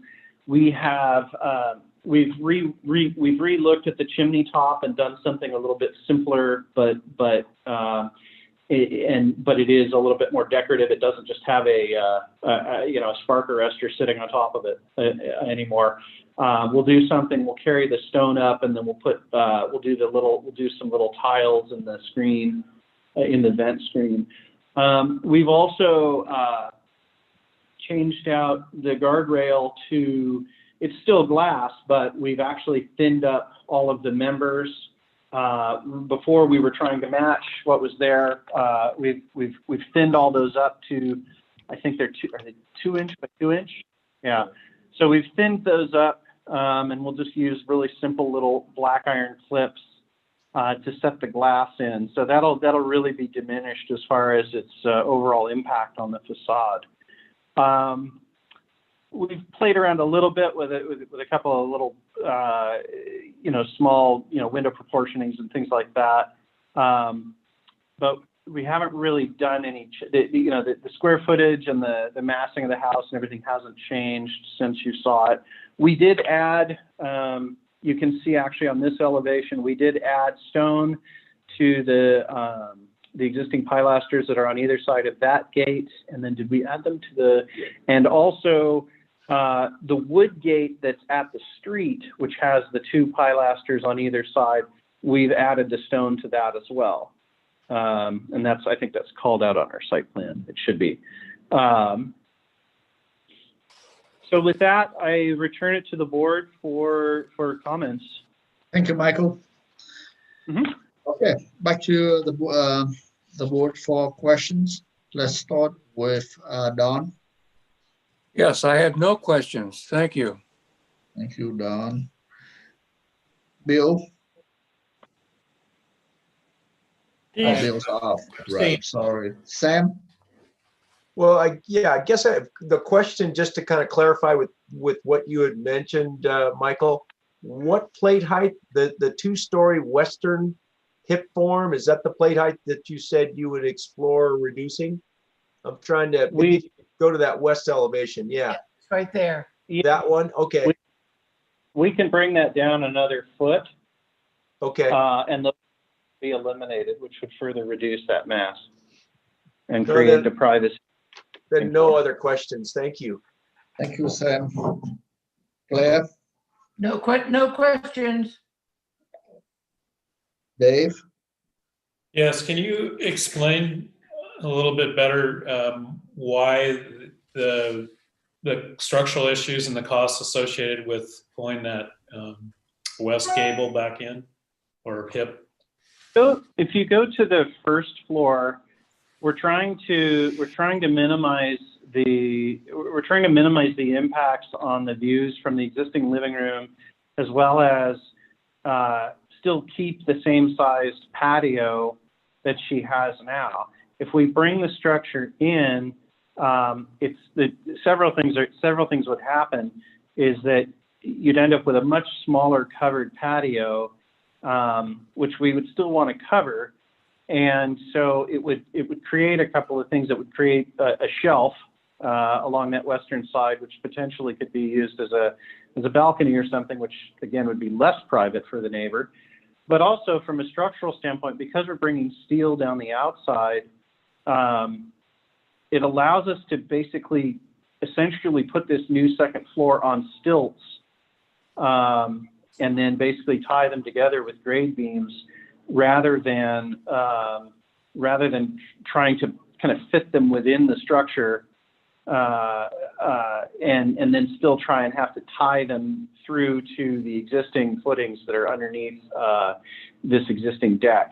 That's the part I'm not understanding, because it looks like you're over the outdoor deck. Am I wrong about that? We are, but I mean, in terms of, in terms of shear line and any moment or anything else where we would have along that western line, as soon as we create a jog in that, we have to train all that stuff. It gets a lot more complicated and a lot more expensive. Okay, thanks. And it also, quite honestly, it also creates a room upstairs that's fairly narrow, which is not really ideal. I mean, this room is not utilizing the existing massing of the house. You know, we're building this big office gym space, loft space over the existing family room, and then basically the bedroom is just the width of the covered porch, and so, but it's not very wide. It's only about, I think it's only about 11. It's only about 11 feet wide. So if we narrow it up, I mean, it's not going to become a very usable space. Thank you, Michael. John? Yes, Michael, at the street, there is an automobile gate. Do you know if that was ever legally permitted? I have no idea, actually. Okay, very good. That's my question. Thank you. All right, thank you, John.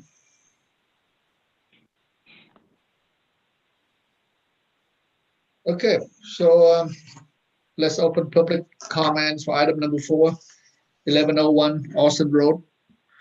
And we have a letter. And okay, so this is from the neighbor next door, I assume? Yes, immediately to the west. Yes, and that's from Miss Lauren David, recently purchased and moving at 085 Austin Road, which is located to the west of 1101. Okay, we're not opposing the addition of the beautiful side of the home, but we do have some concerns about the second floor orientation and layout. And the concern that with the new proposed second story addition that my privacy will be compromised. There's currently a nice outdoor living space located just below, making with this addition on our property, and that is viewable from this new addition. As well, the story poles do show the impact and the heavy feel of this addition is making at the property line. It was requested by MOA in the initial review of this project. We would love for the architect and the owner to consider moving the upper floor west wall back off the setback edge some distance to reduce that impact. And I also need to have only high windows at around 6 feet sill height on that west side, where the proposed window will look into our yard area. It looks like that is a bed wall and should not compromise the interior layout. I don't believe that landscaping would be enough to screen this tall wall from view into our yard area or reduce the visual impact it will have from our property. And that's from Lauren David. Thank you. Alex, do we have anyone in the audience? Yeah, I'm here. And your name, please? Lauren, the one that wrote the letter. I didn't know you were in the audience. So would you like to add anything else to your letter? I just want to understand, because I don't understand architectural lingo, but I think what I'm hearing is that he is talked about the pittis forum and then something about changing the window. So if maybe you could speak to what that is in a language I can understand, because it is it's a pool, it's an area where we will be, whatever, in bathing suits. It's important for me to have privacy there and not to have an opportunity for neighbors to look in. So I just want to understand what is happening with the windows, the proposal that was shifted, so I can just understand the adaptation that you're making based on my letter and concern. Right. Okay, Michael, would you like to address? Yes, I'd actually be happy to. Thank you. David, so I want to be clear. What you're looking at on screen right now is our proposed elevation, but we were notified this morning of your letter, and we would be more than happy to accommodate you. What we've done is we've looked at it, and basically the portion that's closest to your house, which is the piece that sits over the covered patio, that is a bed wall. That is correct. And so we're proposing to just eliminate those two windows entirely. Okay. The view and the egress and everything for this bedroom is to the south. Sure. So we don't actually need them. So yeah, we'll just eliminate them, and we're happy to have the board condition our project to not have them. Okay. The other thing is, we also understand, there are 3 layers of landscaping between your property and this building, 2 on your side and 1 on Ms. Wright's side. But we do understand that, the pittosporum will grow a certain height, but yes, you will still see some form of mass, some form of building on the other side of the landscape. So we have a vaulted roof inside this mass. So what we're going to do now, the hip roof will help. The shape of the roof pulls back from the wall line, so it won't be like you're looking at this big triangular piece that you probably see that portion. Basically, you'll see up to the top of what you see here is the white, and then you'll see the eave, and then the roof will disappear behind that, essentially. It should anyway. But what we're going to do is we're going to actually take that entire roof line and we're going to drop it another foot so that we can, with no windows along that wall, that's an easy thing to do. And it'll further reduce any impacts that you guys have, on that side in terms of looking at that piece sticking out. Okay. Thank you, Michael. That's very clear. Mm-hmm.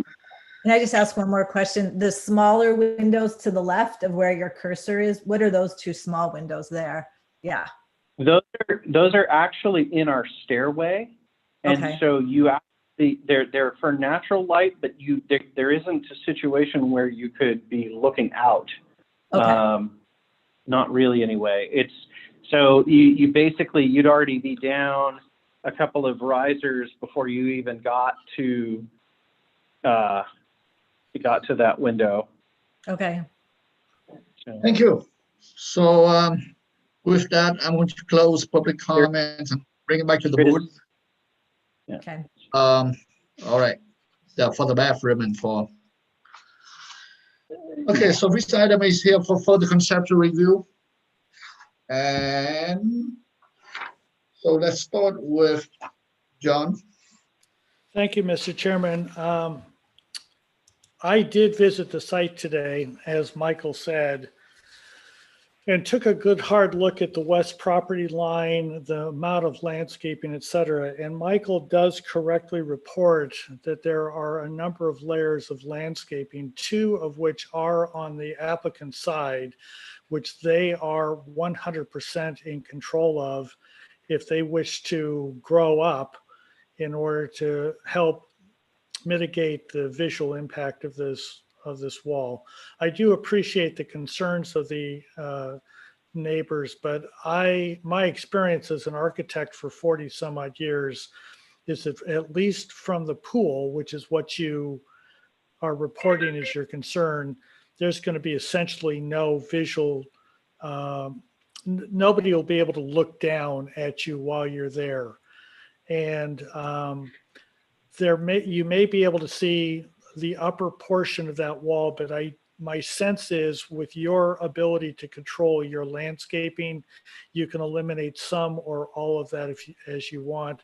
And the applicant has also offered to raise the pittosporum on his side. So after being out there and with the offer that Michael has made about eliminating those two windows, and Michael, I think you are incorrect about the two smaller windows. One is in a Right. bathroom and one is in a little hallway. I think if you merely frosted that glass and made sure that it opened so that, is it a casement window? That one is, yes. It Okay. opens towards the.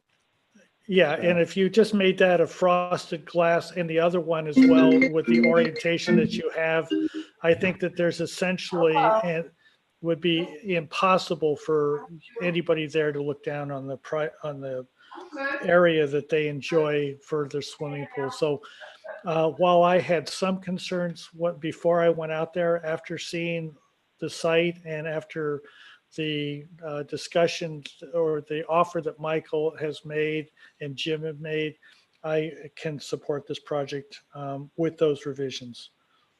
Thank you, John. Dave? Yeah, I also visited the site today, and I'd be very hesitant to support it the way it was story pulled and originally presented. That being said, I think given the additional information about the hedges and how they are on both properties and the willingness of the applicant to eliminate the windows and reduce, especially to reduce the plate height, I'm leaning more that I could potentially support it, but I would like to see a section through the building, through the two properties, showing the existing screening and showing the new roof height, and then showing how high the proposed, if you let the hedge grow, how high that would be, just to confirm that it is going to screen the project adequately, because I do think it's too close to the setback right now if it's just exposed, and especially if it has windows. So, but if they can come back the next round and demonstrate to me that they're providing adequate privacy to the neighbor, then I could see my way to support it. Thank you, Dave. Sam? Yeah, thank you, Chip. Yeah, I like the idea of seeing a section to kind of prove that property line condition from one to the other. I didn't clearly get, or I missed the elimination of the windows offer. I would imagine that you could still have windows, but maybe they could be transom to let in some light and some ventilation, but they wouldn't be something that someone could be peering downward, because I do think it's close to the property line. So, studying that elevation and eliminating any direct sight line down to the other property would be good in terms of the structure. And then certainly the offer of making the existing hedging material much more robust in the area of the two-story addition is a great offer. It's an existing, what looks like healthy hedge. I tried to get there, but I was there right at noon today and the gate locked and no one let me in, so I couldn't get close. But I do think there's substantial material in terms of existing landscaping to mitigate any privacy concerns. I like Dave's idea of seeing a section, but all in all, I think this is a well-conceived project. The way that they're building on top of the existing terracing seems to work quite well. So I'm supportive of the project with some of the Western privacy issues addressed, as we've heard. I think we can kind of move it along. Thank you. Thank you, Sam. Claire? Don? Yes, thank you. I would like to clarify the fact to our viewing audience that we never can make decisions on construction costs or anything about benefiting the owner by that method. And I think that's really important that we ourselves continue to remember that. I am concerned also about that elevation without the two windows and how that would be reworked to be more than just a big plaster slab. And it's important that, Michael, you work with the neighbor or neighbors, if they're such a concern, with your addition. That's really important. Thank you. Thank you, Don. And I definitely believe that the suggested improvement changing is the right direction. And I think Don did bring up a good issue. You know, I mean, looking at the blank wall from 5-10 feet from the neighbor is not really a nice thing to look at. And hopefully the landscaping will improve it completely, but only with the building section to the side that we can understand it clearly. So I do feel that it's definitely too close, but if you can come back with a side section, and maybe we can, hopefully that we can see that it's not really impacts the next door neighbor. So I believe this item was for further consent. So would we like to bring this back for preliminary approval at the next meeting? I think we can. We just need to get some of those things resolved as far as the architecture on that southwest side. Yeah, Mr. Chairman, I think preliminary only. As most people know, I try to push projects along, but because of the sensitivity of this, I would not want the applicant to go ahead and invest a lot of money in the final drawing. So I think preliminary only. And I would also request that the applicant verify that the automobile gate at the street was legally permitted. I strongly suspect it was not, because it's right at the right-of-way line. And if it's not, I think that we need to address that somehow. Okay, thank you. So please return when you're ready. Okay. Let's move on to item number 5. And thank you. 260 Oak Road, and I believe, Sam, are you stepping down? Yes, thank you, Tip. I'll step down for this item. And let's see, who else? Just you? Just Sam. Yes. Just Sam, all right. So is the applicant online? Yes, I'm here. It's Robert. Philip Suding's here as well. Okay, your full name, please, for the record. Robert Foley, representing Don Nolte Architects. Philip Suding with Earthform Design. Thank you. And I believe this item was last heard on June 25th, and there was some comments. Number 1, add ADU into the FAR worksheet, document neighborhood compatibility study for any FAR accidents, support the changes from prior design. And number 3, appreciate avoidance of the 3 oak trees. So would you like to address those 3 comments? Yes, I can do that. As you can see on the cover sheet, we have added the ADU to the calculations. We've also added a neighborhood study. You can see the surrounding neighbors are over the guidelines. So what is the FAR right now, Robert? I'm sorry? What is the new FAR, or 119? 119, and that is exactly what the previous project that was approved, that's what it was. So the square footages of the previous house that had preliminary approval, we have basically the exact same square footages. Does that make sense, everyone? Okay, continue. As far as, what was the other comment? I think that was it, right? No, there's I'll quickly go through the drawings again, please. Okay, if you just want to flip through the drawings, I can. So there are no changes to the house. There's just more information. You can see the color board there on the cover sheet. That's a landscape plan, which Phil can go over with you. If you want to do that now, we can do it, or we can do it after. What do you guys want? No, since you are here for preliminary and final, we need to go through all the sheets.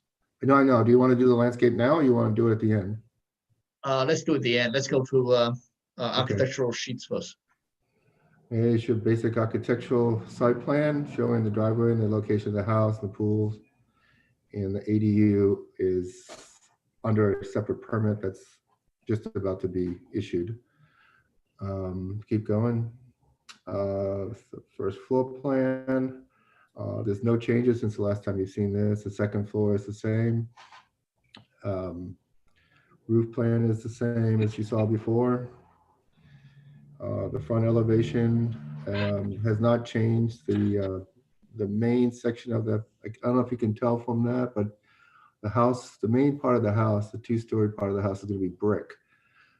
And the side floor is going to be lapboard siding. And the roof, can you see that? I guess you can kind of see it. On the big sheets, you can print it out, you can see it. So you can keep going. That's one of the sides. That's the side. That's the backyard side. On the right, upstairs, that's a covered porch for the master bedroom. And you can see the side of that on the south elevation. You can keep going. We'll get into the sections. There's a 2-story section in the entryway in the living room. You see in section B. We are going to use roof trusses for except for the covered porch off the master bedroom. That's because that's going to be volume. Slab foundation. Keep going. That's the garage. That's a section going the other way. These are the details. So we got the brick with the cornice detail. We have the door and windows details. We're going to do sort of old-fashioned double hung windows with casings, and where we have brick, we're going to have the brick sills and brick pistol cut header that goes across the top of the windows. We have a rake detail. We have the front porch where we have the columns. We have a weep screed where we're showing a step brick at the base of the house, which adds a nice little element. We have some roofing shaft standard flashing details. Then we got all the doors and windows in the house. Not sure why some of them are crocheted and some are not, but those each one. Now we have electrical plans. Shows the lighting. We have a picture of the light fixture on the cover sheet. A lot of the exterior lighting is up inside the porches, so you're not going to see a lot of it. And I think that's it for the architecture. Okay, so if you could go to sheet L-2, please. Robert, can you any details? Sorry? Can you go through some detail sheets? Any what kind of details? He did. We went through those. Yeah. They were here. Exterior details. Yeah, that's what these were. Oh, that's the right. exterior Thank detail you. in the corners, the rakes, the seeing the windows and doors flashing. It's a house that doesn't have a lot of different types of details. It's pretty much one cornice, one window and door. It's very rhythmic. You know, we use railings. I think all the windows are the same size practically, so it's a pretty simple house. Exterior railings? I believe we don't have any exterior railings. Chimneys? Chimney, yeah. Oh, is there not a chimney on the cover on those 2 sheets? Let's go back there. You have railings and. Oh, I have that one railing at the master. And at that porch. And shutters also. Okay. I will. So I guess I need to provide you with those details.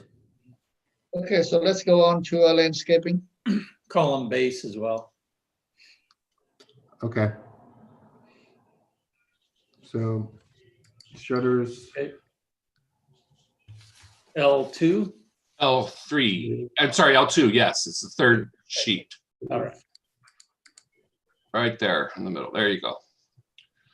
Could I Okay, So that's good. I just wrote this down. Can I just check back in quickly? I got shutters, column base, railing detail. Was there anything else?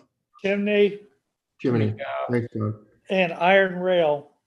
Yeah, I got that. I have that one. And Robert, I think you have several different light conditions, lighting fixture conditions. I'm not sure, but that's what it looked like. One was hanging and one was a wall mounted. Maybe Yeah. they're in the same family, but Just showing a sconce, so.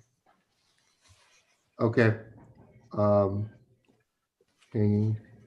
You don't care about the recess lighting, right? Other than wattage, maybe. Not really. it says on the plans, supplied by owner. Is that where you guys are going with that? Well, that often the case with the owner buys the light fixtures that are decorative, not just like your typical low voltage or. Right. So But there's yeah, some, so that would be picked. That was what we have picked with the owner at this time. okay. But that's a sconce that you have shown, right? Yeah. There's a sconce and then there's also a hanging light. What the picture is a sconce, yes. And is the hanging light in the same family or is it a different fixture? It would be this. It would be the same looking. It's just instead of being wall mounted, it would be hung with a chain. It'd be nice if that was some note were put on there or something, just, Okay. What I You know. just do with. Okay. okay. No That's problem. all I have, Mr. Chairman. Thank you. Phil, you want to go to the landscape? Sure. If we start on the left-hand side of the sheet or your screen off of Oak Road there, what we're providing is quite a few of the mitigation oaks between the street and the house. You can see them where your cursor is now. We also have a very sort of informal loose hedge along that, buried in with a fence. Coming through, we have that, I guess it's called a finger right next to the garage on the north end of the house.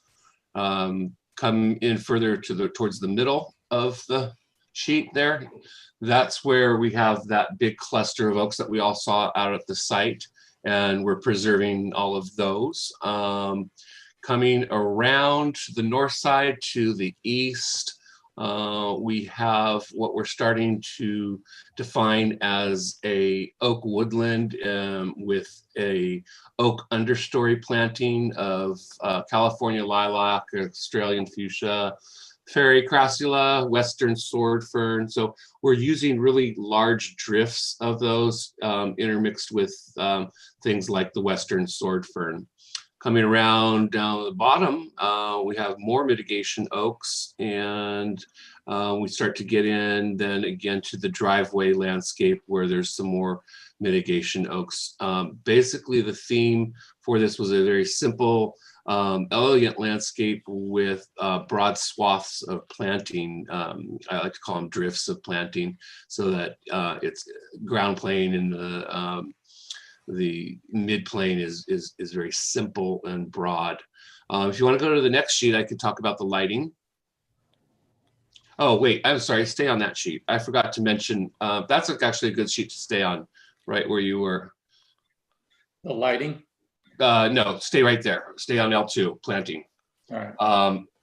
I think we started to mention about the oak trees and the number of oak trees that we were removing. Presently, we're removing 7 oak trees, and we're mitigating with, I think it's about 24 oak trees in various sizes from 24, 36, 40, no, excuse me, 36, 48, and 60 inch. So we'll have a variety of different oak trees immediately, different size oak trees. So we reduced that number by about 3, I believe, from the last time. So that's a good thing. Now you can go to the lighting plan, please. Very simple lighting, some lighting on the columns off of Oak Road, and then some pathway lightings pathway lights along the driveway, just to give, directional indication. In the rear yard, we do have a pergola at the north end of the pool, which will have some hanging pendant lights you can see off to the left-hand side of the sheet. And then we'll also have some step lights on those steps that lead down to the lower patio off of the living room there. There you go, right in that area there. All of the fixtures will be dark sky compliant. We don't have any uplights, just path lights, pendant lights, and step lights. Mr. Chair, that concludes my presentation. Thank you. Back to the board for questions. Let's start with Claire.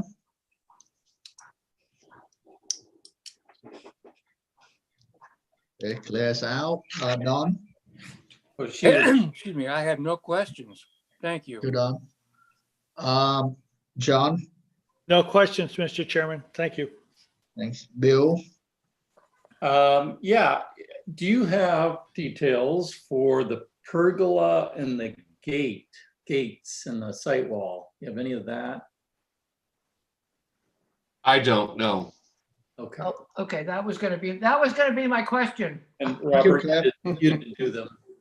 Robert, you don't have them? I'm here still. I do not have elevations of the gates. I do not. I can put that on your list. Yeah, I'll put it on the list. Okay. And Dave? What was the other one? Pergola. Pergola, yeah. The whatever that is. And the gate pilasters and the site wall and the gate itself. Yep, I got it. Okay. Dave? No questions, Tim. Thanks. Thank you.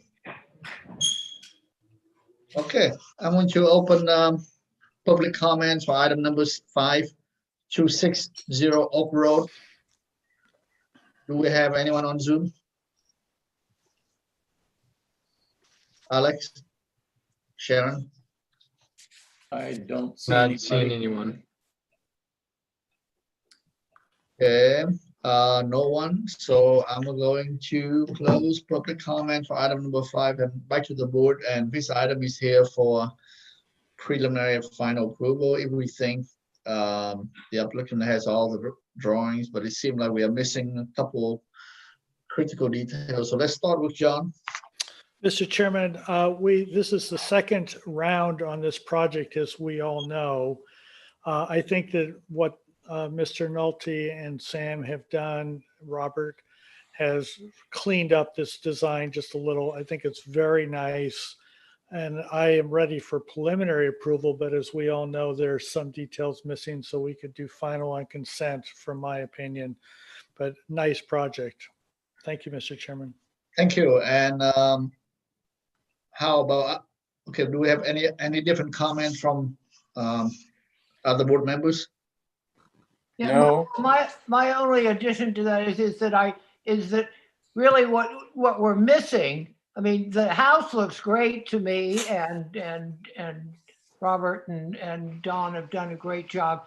I'm really concerned about this street frontage on this. We've got 2 gates, 4 pilasters, and we have not seen any drawings for any of that. So that's why I keep going back to, these gates. There's no drawings of the gates.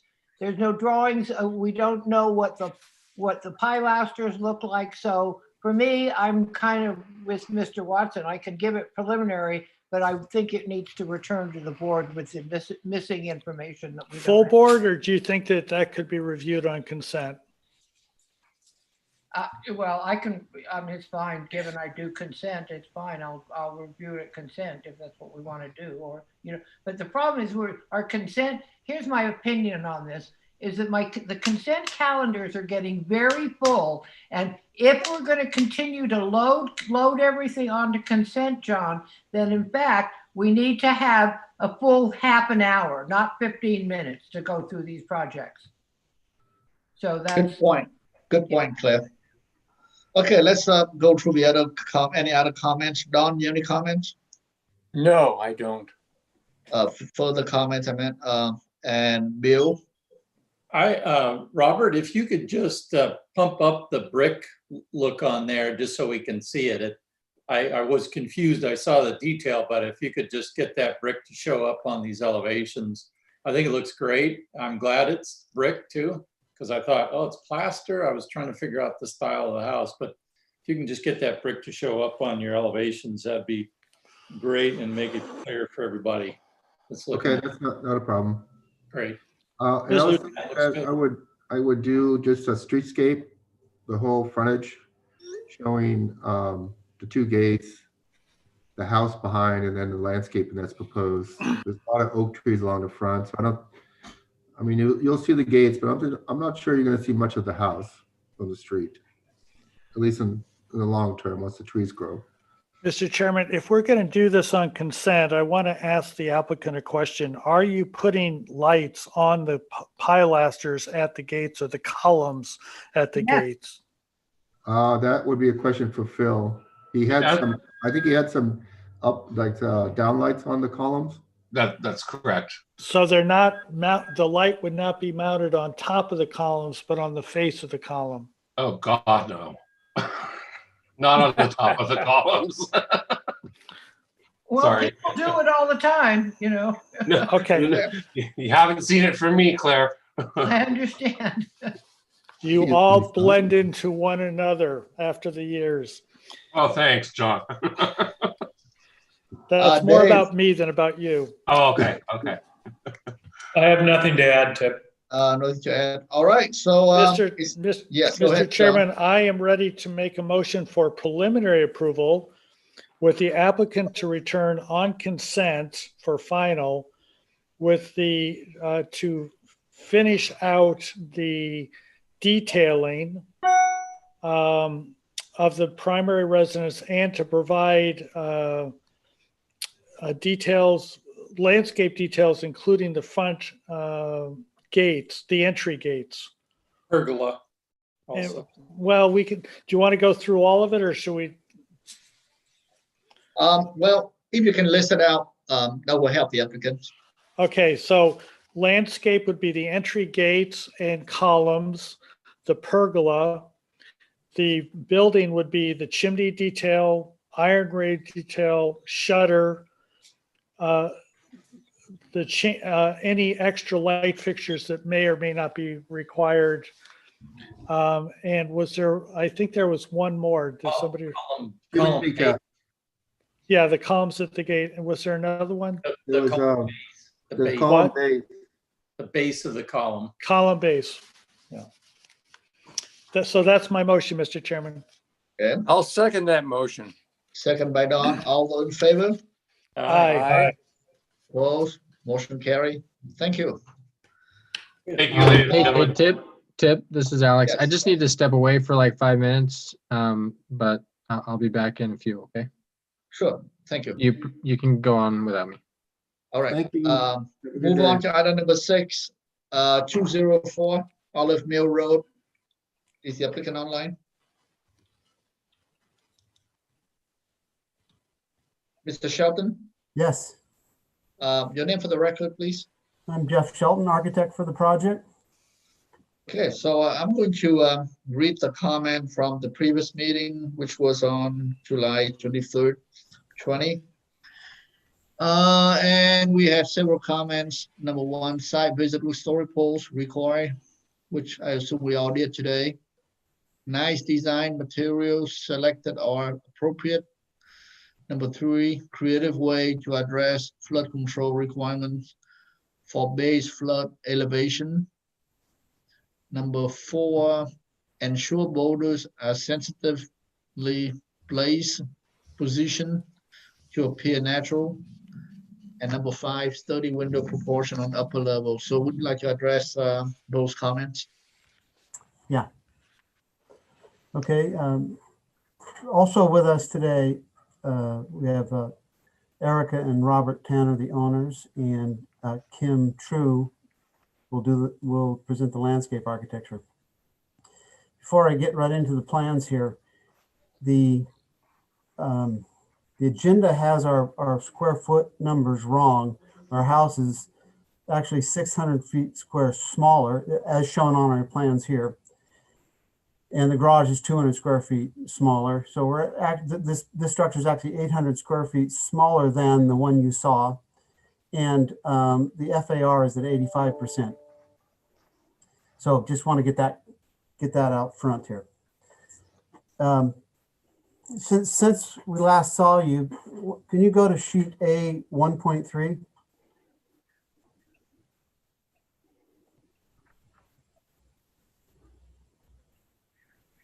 Okay, since we last saw you, we've had to do a redesign in some ways.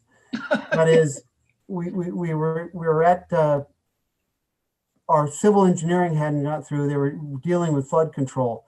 So basically, what had happened with the last design is we'd have had to make another Cold Spring, Montecito Creek right next to our house to satisfy the no rise mitigation, and like a 10 to 12 foot canyon on that east side. So dealing with flood and FEMA, et cetera, we were told to put the house back on the original house's footprint, and that's what we've done with a couple modifications. So if you look at that plan, the red was the old house that got destroyed in the debris flow. So we matched that floor plan, and then they said you can move, they'd like us to move it down south farther. Now, what we're not showing here, we hadn't got all the information in, but if you saw the site today, we can now move the house 5 feet over to the east farther than it is shown on the story poles and on this site. So that was new information we got Jeff, from flood. Jeff, can I interrupt you for a second? Okay, can someone in the audience that it seemed like for this project, if you can unmute yourself so we can hear you? It seems like we have maybe one member of the public that would like to make some comments. But anyway, just you can unmute. All right, go ahead, Jeff. Sorry. Okay, so so this house is what we're presenting. It's going to be five feet farther east towards the creek, which will give us a 15-foot setback on the west side.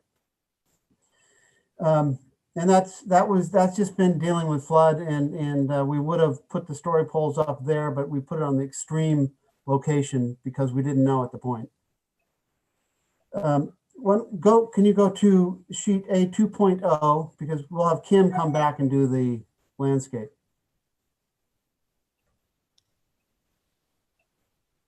Okay, once again, it's very similar to the last house.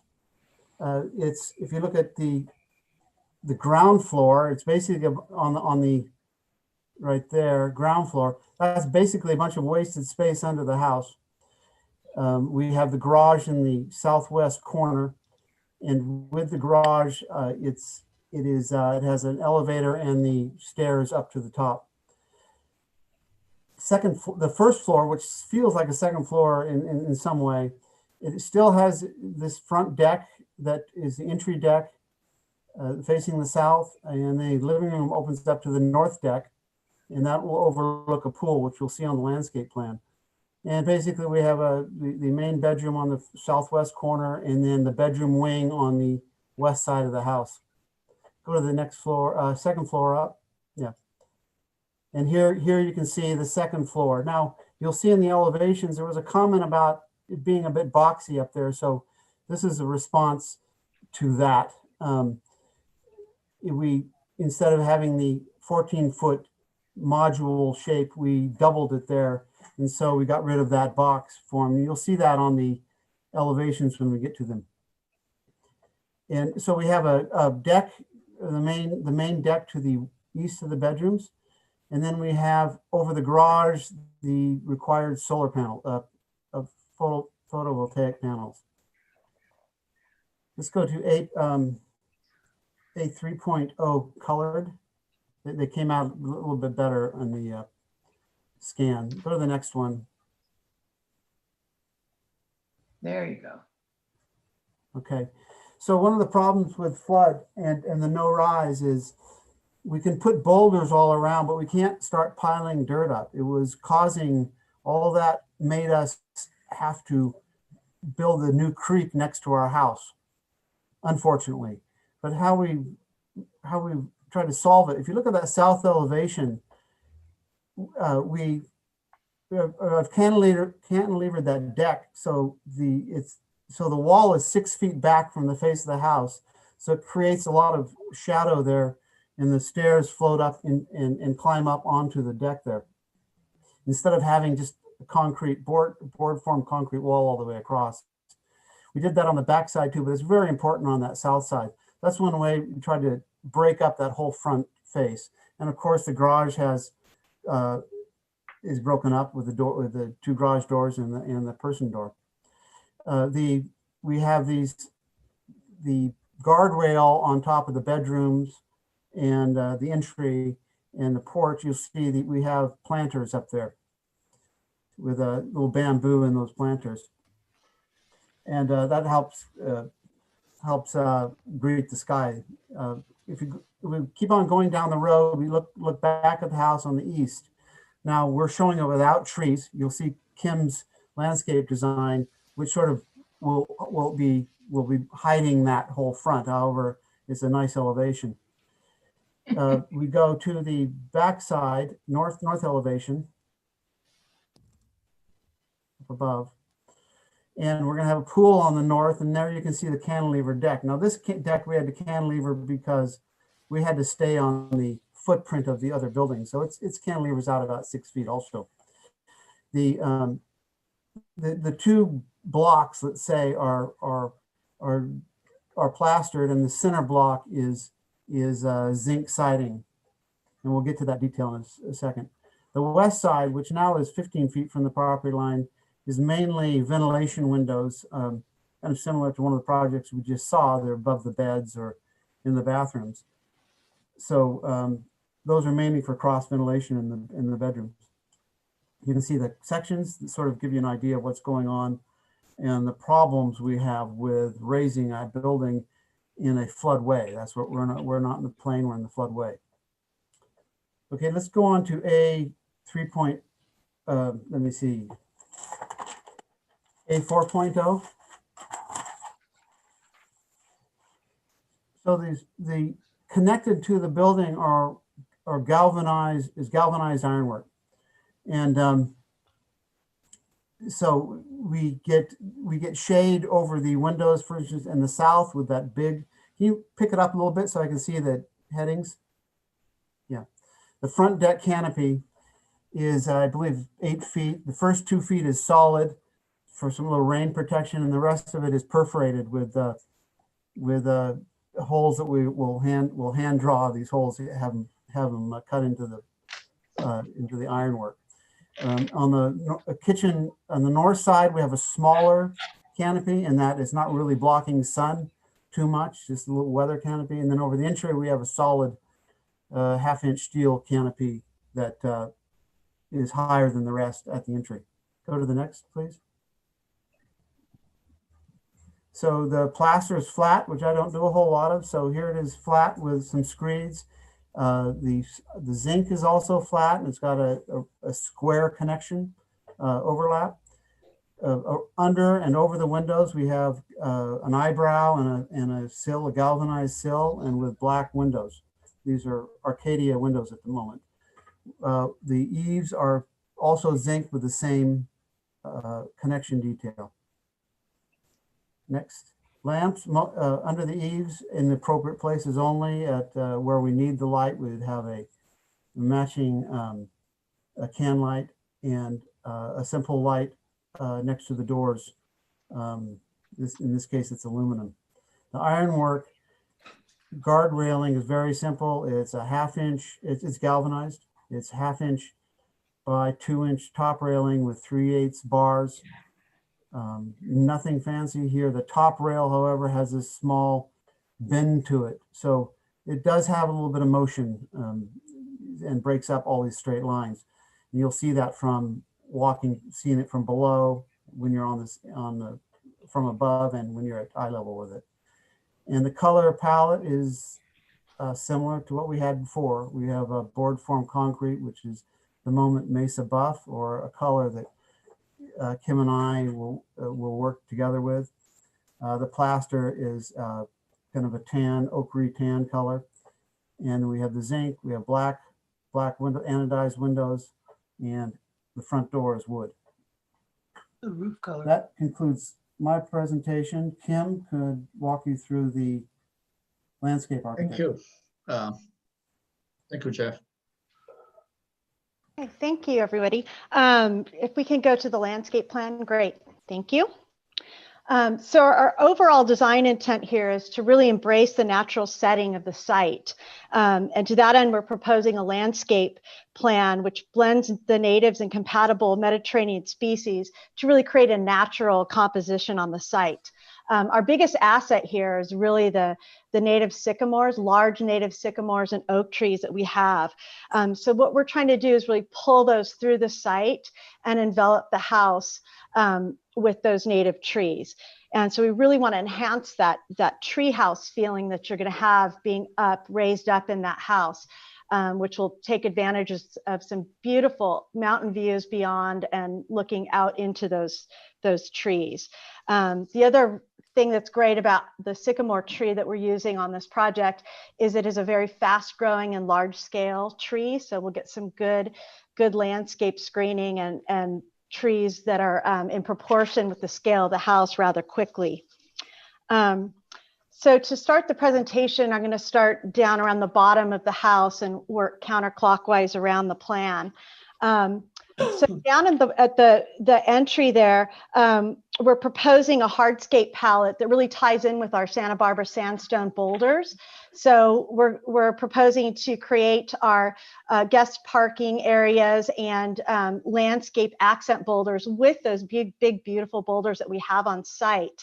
We're looking at a gravel, so a gold gravel, like a Felton gold, not the bright yellow, but the nice with tans and browns in it to more mimic the natural site. And then also decomposed granite, walkways, parkways through there. And then a gracious permeable paver driveway that's in the same color family as the stone. And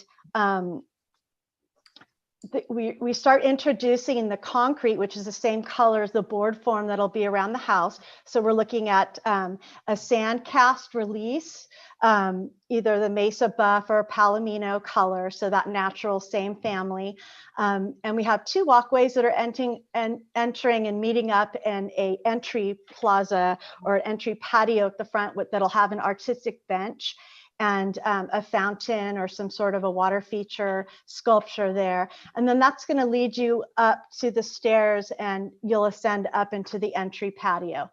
Around the front of that area, we have a number of evergreen trees, some multi, so those would either be the olive trees or the Merida arbutus. So we'll have that sort of encircling that entry experience. And then we have, as you're walking up the front steps, you'll see the accent tree, the deciduous tree, either a red bud or a dwarf coral tree there. And you'll also be seeing that canopy from that corner bedroom. So that'll be quite elegant. We're also studying putting a tree in the planter that is the little square planter in there. Looking at that probably would be a native maple, so that you get this beautiful silhouette, thin tree, tall, that you experience as you're walking up the stairs, and then that would provide a little bit of shade onto that patio. The plant palette that we're looking at in the front is more of the Mediterranean around here, sprinkled in with some of our natives. So we're looking at some larger shrubs up against the house, like a grevillea, some of the ceanothus. So we're getting some softening of the walls around the base of the house. And we're also getting seasonal color throughout the year. And then as we move around the side of the property and out towards the back, we really start getting looser and more native out towards the creek. So have a very large meadow feature. So we really want to blend, move away from the house and move towards the creek with a low native grassland with a mix of wildflowers in there. And that's also serving to transmit any stormwater that comes off of the house and carry that into a meadow area that would be depressed slightly, that could be used as a play area for grandchildren, and also to let that stormwater seep in and deep water those existing riparian trees. We have a number of native shrubs between the meadow and the creek there, and they're carefully sited there so that we're sort of screening out views, peekaboo views that we have of the neighbor to the east. And those are things like, those are all species that are the native screen shrubs. We have the California lilac, toyon, coffee berry, lemonade berry, and the elderberry. So those are also plants that produce food for wildlife. So we'll be attracting birds to that riparian corridor and enhancing the environment through there. And then next to the house, we have a little fire pit garden, and that is sited to take advantage of views of that beautiful sycamore there and the mountains beyond. So you have a really nice view of the mountains from that area, and that would be a similar simple concrete patio.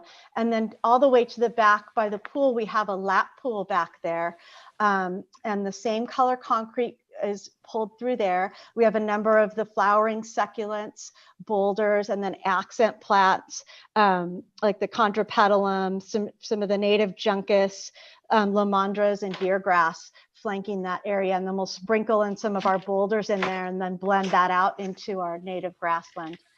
And then moving over towards the western side of the site, the other, yeah. To the left there, perfect.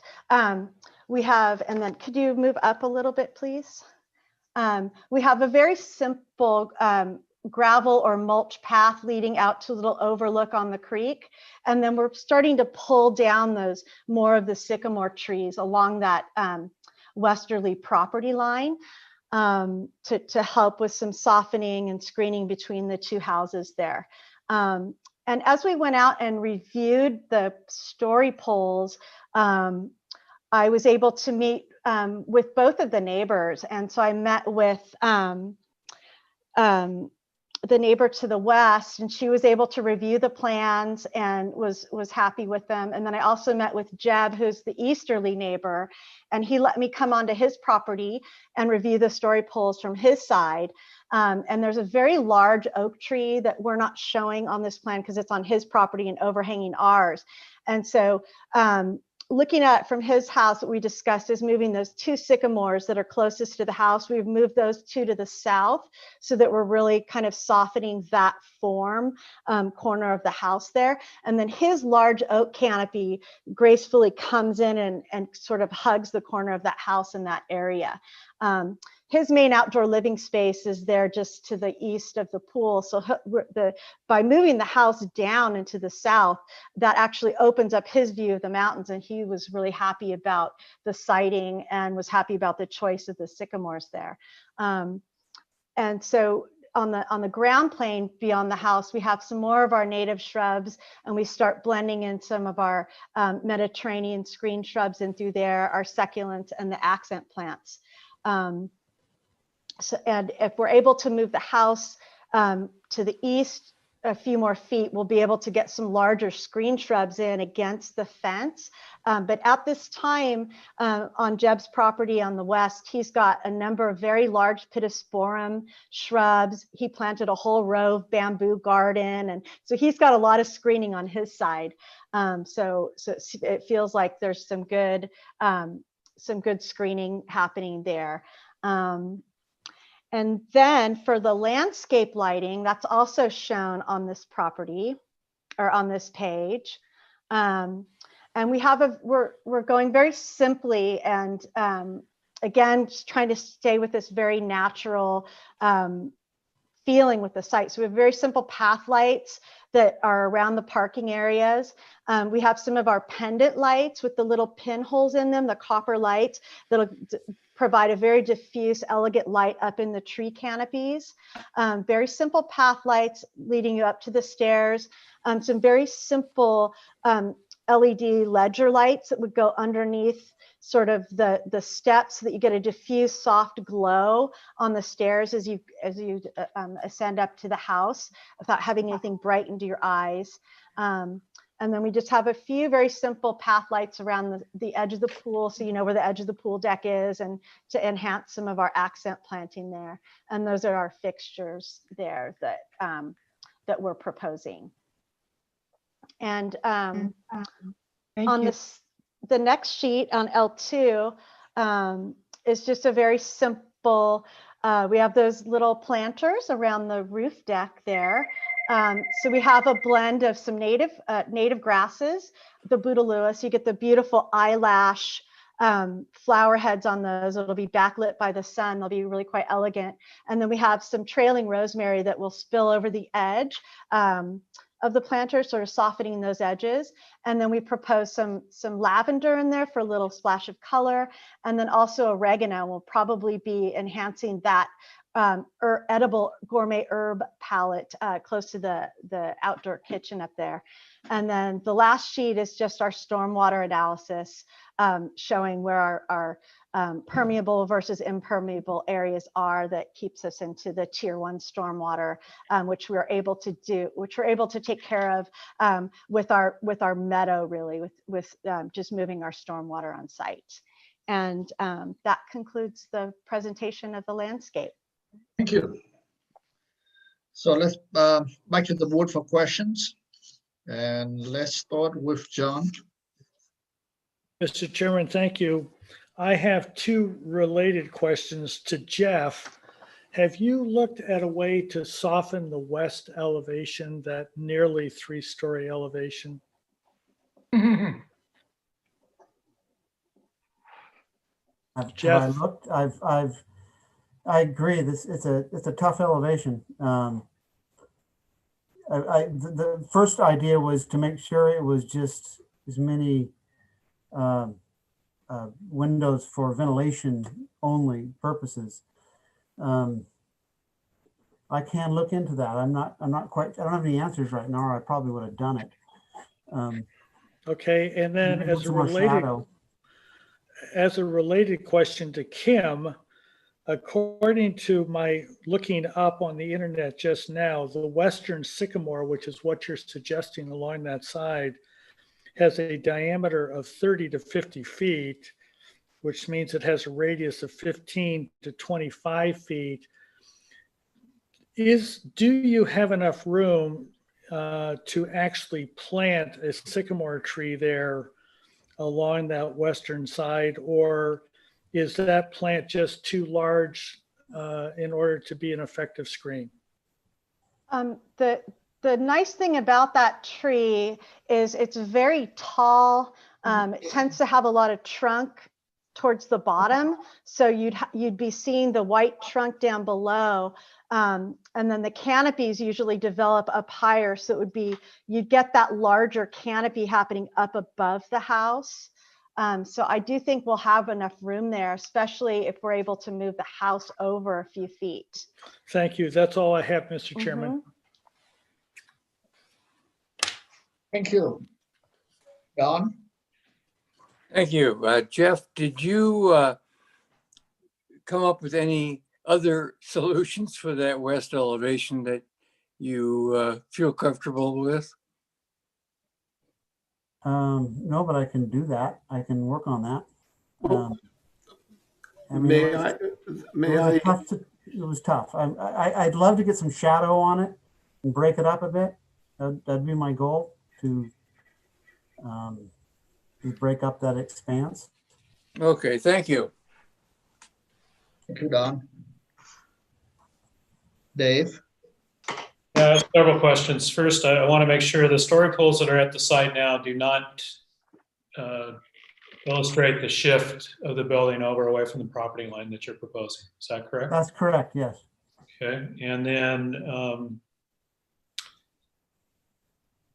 in the design process, did you consider having that top story over the more centrally located part of the house, so over, I guess, where the garage is now? We've moved it around for sure. And for instance, we pushed it over to the west. It fit better. It seemed more awkward on the right southwest side or east side. You know, pushing it over another 5 feet gets us back more to where we were when we first came in. So just having that is, we're thrilled to get that news that we're able to do that. So I guess that I couldn't make it work on the other side. Perhaps we need to play with the facade or the shadows, the fenestration on that west side. Break it up somehow. Okay. Those are my questions. Thank you, Dave. Claire? A couple of simple, you went through the palette, Jeff, early on, and I missed, is there a roof color? No, we have not called one out yet. Oh, that's why I have a big question mark there. Thank you. So my, I admit, thank you, Mr. Watson, for bringing up the size of the sycamore tree. I disagree with the landscape architect on this. I think that that corridor, even though you have now gotten 5 feet more in that corridor, is going to be very tight, because I also looked at all the story poles and went on to onto the westerly neighbors property, and was almost appalled by the height of that, what is only a second story, but it looks like a 3-story building.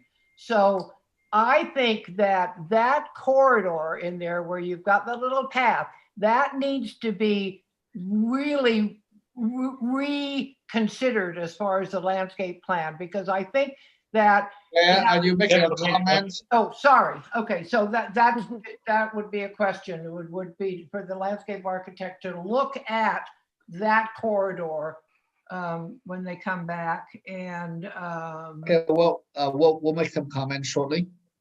yeah, well, I guess that was my only question then. Thank you, Sam. Oh, yes. What fixtures are we using to hang in the trees? It's the FX Lumiere that's to the left of the lighting schedule there with the little pinholes in it. So it's a little pendant light. Oh. Right there. Mm-hmm. Okay. All right. Thank you, Claire. Sam? Yeah, so I'll pick up on that west side as we all are kind of gravitating to comment on. I think the story poles today were jarring, and I think that 5 feet is really going to help pull the two properties and give us some separation. Question. We're still in questions. Question, Kim. Yeah, are you keeping the podocarpus that are there? Yes. Okay. Definitely, and the oak. Is there a reason for the driveway width being so wide? I realize this is a small lane, but is there a reason that there's so much paving width and or what looks like parking area in the front of the property? Is there ways to mitigate and reduce that, or is there a purpose for that? That's the question I'm asking. Okay. The owners do want to have ample guest parking because that is a narrow lane. And when they have parties and guests over, they don't want to be blocking the neighbors' access in and out. So we're trying to provide parking on the site. But we can certainly study that and see what we can do. Well, yeah, I get that part because it is so narrow. I just wondered if there was a way to, maybe with the paving pattern or something, make it seem like it's less paving by a material choice or something that's more landscape prone. So that's my core. So that's it for now. Thank you, Tip. Thank you, Sam. Bill? Yeah, I think most of my questions were answered. One question to Jeff, will flood control let you have an elevator down past the AFE plus 24? Yes. they allow that, but the machine room has to be above. Elevated, so you can have the cab, but just not the, Right. okay. All right, that was it. Thanks. Good. So I'm going to open public comments for item number 6, 204 Olive Mill Road. And Alex, I believe we have. Yeah, we have a couple people who've raised their hands, Laura Bradley and Laura and Peter Austin. Laura, it looks like you're unmuted if you want to go ahead. Yeah, I was just waiting for the ringtone to finish. So my name is Laura Bradley. I grew up in Montecito. I actually grew up not far from this house, and I knew the former owners of the property. So I've been there, a number of times. And amazingly, I've known Erica since high school, and so they've become friends of mine too in the last year or so. I just want two things. One, I want to thank the MBAR for your pivot with Zoom. I appreciate it, obviously, more than you realize, because I have to do it on another board. And I'm actually following your whole agenda very well. So thank you very much for being so adept. On this case, I really think it's a great solution for the constraints that the property is facing now after the 2018 debris flow. As much as the county tried to adopt a like-for-like ordinance that was going to be seamless and you could come in and build what was there before. Obviously, the Tanners have tried to do that. I think Jeff Garrell is really brilliant in trying to address everything, but it's not exactly like for like. And so I think this is a great solution. The part that made me really happy when I was talking to Erica about this was that they had already reached out to everyone on the lane. It's a close lane, it's a tight-knit community. And as much as that one elevation is quite high, with the landscaping and everything else in their neighborhood outreach, I think it's a very positive replacement for that site. So I would hope that the board would look at it positively and and move it along as much as they thought it was reasonable to do so. That's Thank it. you. Thank you for your comments. Next one. Lauren and Peter, you just need to unmute yourself.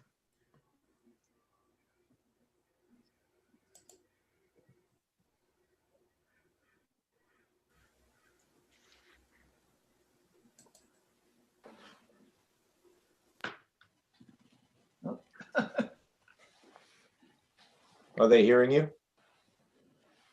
No, Say it we again, don't. Alex. Lauren or Peter, you just need to unmute yourself. Lower left-hand corner of the screen, probably. Or the top.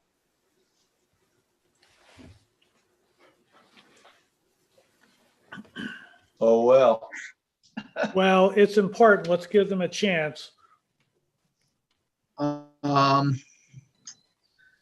You there? you sure they like to make a comment on this item? Yes. Can someone call them? If you take your cursor and run it around the edges of the screen, chances are something will pop up which has a microphone with a red line through it. If you click on that, you'll be able to talk to us. Alex, what's their name? I might be able to unmute them from here, maybe. It's Lauren and Peter Austin. They're in the list of attendees. Yeah, you might be able to unmute them. I don't see them on here, actually. If you scroll down, Bill, you can see them. Okay.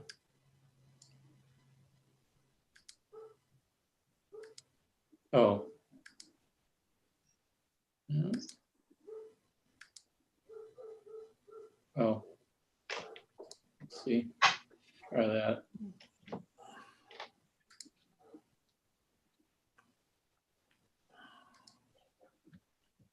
I've asked them to unmute.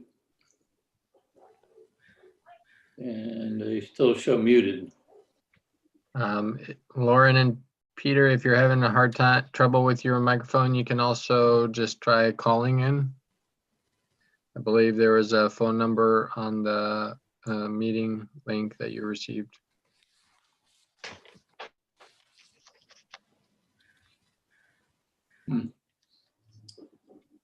Yeah. I don't know. They're still showing muted.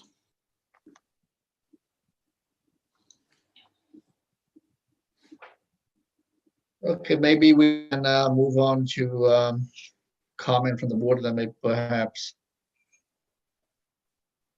by that time they will figure it out. Okay. So Alex, do we have anyone else? I think that's it. Okay, so I'm going to, for now, close public comments and bring this item back to the board.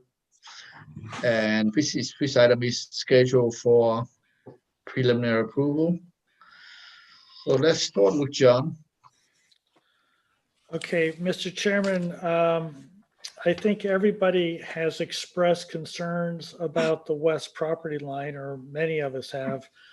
But let me start on the other three elevations. I think it's a very nice project. I think you've done a very good job, given all of the constraints with flood control and site design and creek setbacks and all of that. But that west elevation is really tough. And I at this point, I'm not ready to vote for preliminary approval. I think you need to find some way to step that over. Bill, if you go to the floor plans, please.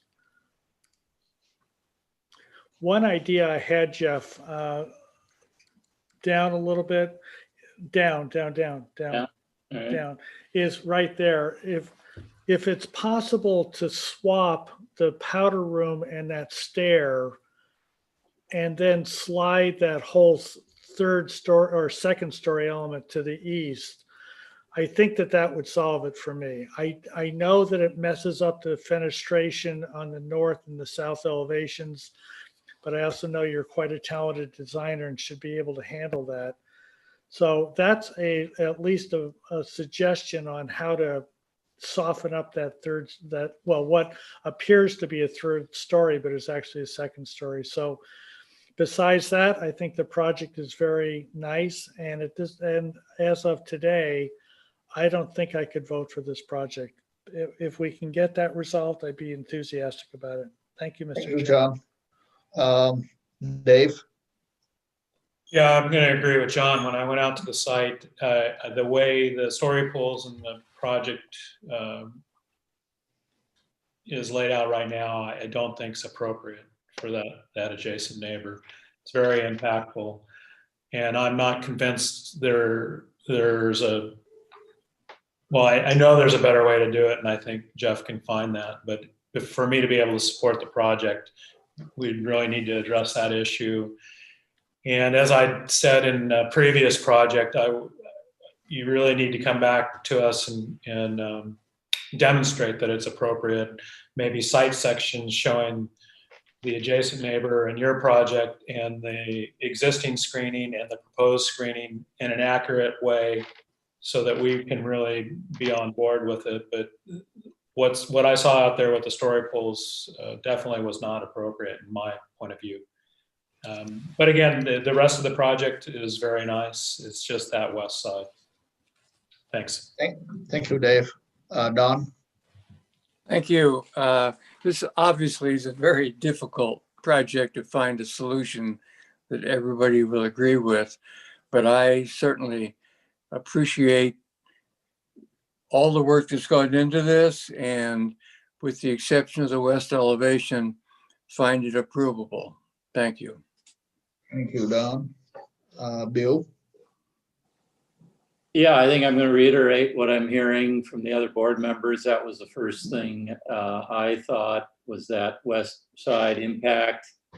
Maybe there's a way to plant a green wall with penetrations in it that's maybe 4 or 5 feet off the wall that would help offset that in a separation version.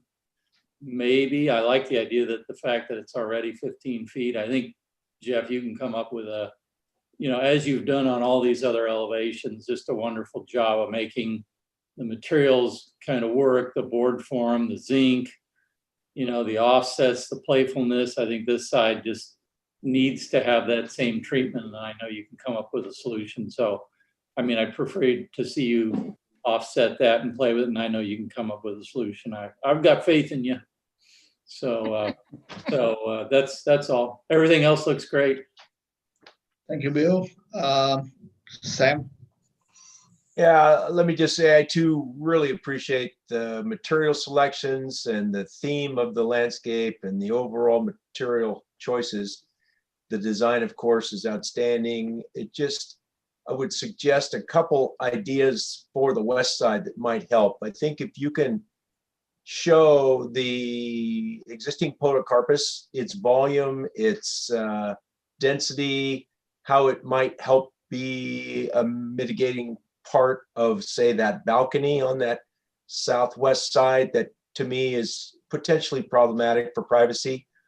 I also think that with the extra 15 feet, you can look at getting maybe a row of, I know you're trying to keep it natural and kind of more random, but maybe a denser row of more podocarpus could be an understory of screen planting along that west side that would be more respectful for the neighbor relations that you have with that western elevation. So if you can change the architecture, that's one item, but I think the land plan with the building moved over, I'd like to see that. I'd like to see different and additional landscaping in the mid to lower area of the building, not just the high canopy of the sycamores that you mentioned, Kim. I think if you look at maybe additional podocarpus that densify that alignment along that western side, make it more of a green wall, but at the property line. So you have some air, you have some freedom against the building,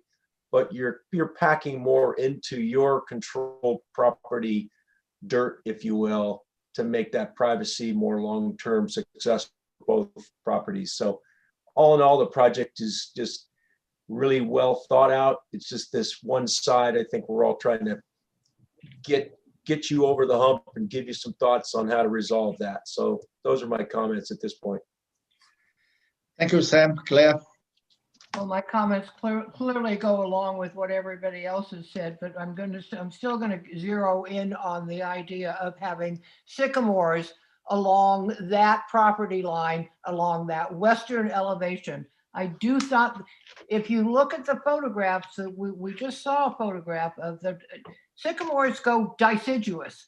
So they lose all their leaves at this time of the year. That means up until the spring, this whole elevation with sycamore trees is going to be bigger than life, So I really would ask the landscape architect to reconsider the plant material along this elevation and maybe one sycamore, but we need to have some other thick vegetation in there to offset that. And then going back to the front of the house, which I think Mr. Mapus mentioned,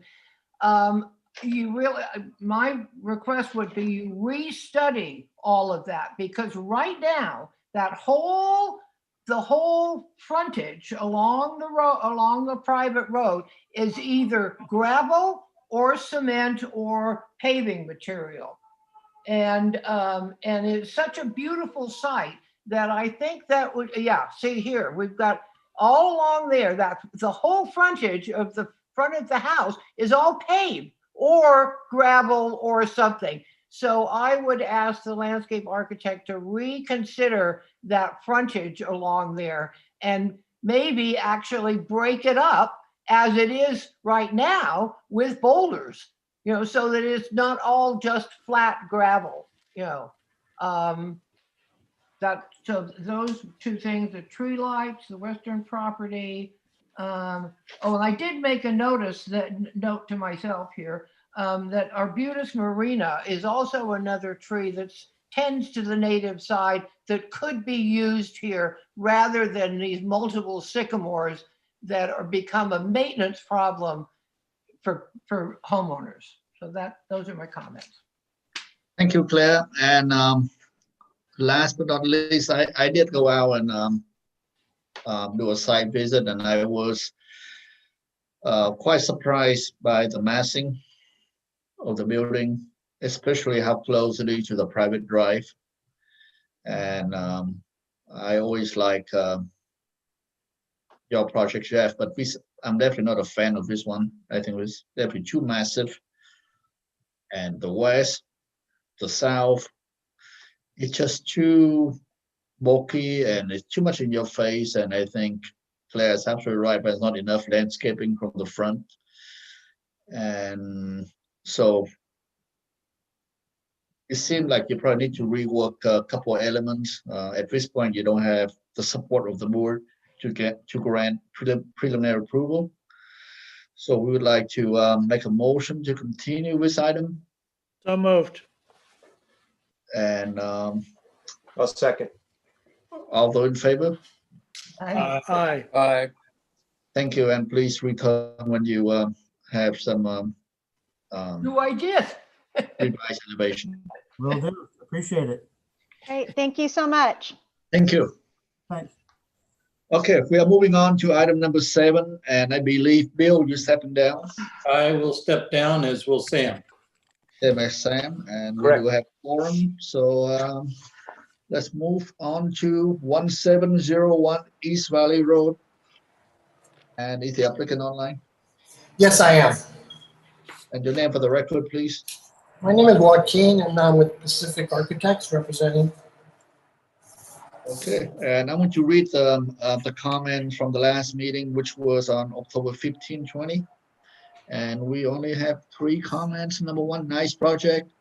Number 2, appreciate stepping upgrade. And the last one, further develop lighting and landscape plan. And you are here for preliminary and final approval. So if you can go through all the drawings, including all the details. Absolutely. We basically have been developing the drawings to include all the details for construction, basically. We have not made any changes to the previous reviewed plans in the last hearing. We've just added the details, as you mentioned, colors, lighting, and there's probably a little bit more information regarding the landscaping and the civil, of which both Nick and Dale Weber are here to speak on their part. So I'll just go through this part quickly on the architecture. Seems like everything was in good order the last time we were here. And this is basically to show that the plans have been developed in preparation for submittal to the building department. But again, just to emphasize, nothing's changed as far as access, the scale, size, just added notes and details to allow this to be submitted to the building department. And with that, I mean, I know I'm cutting it short, but the landscape architects and the civil engineer are here. I'd like to allow them the time that they need to provide whatever information is needed. Joaquin, are you within shouting distance of Sam Maphis? No, I am not. Okay, very good. Thank you.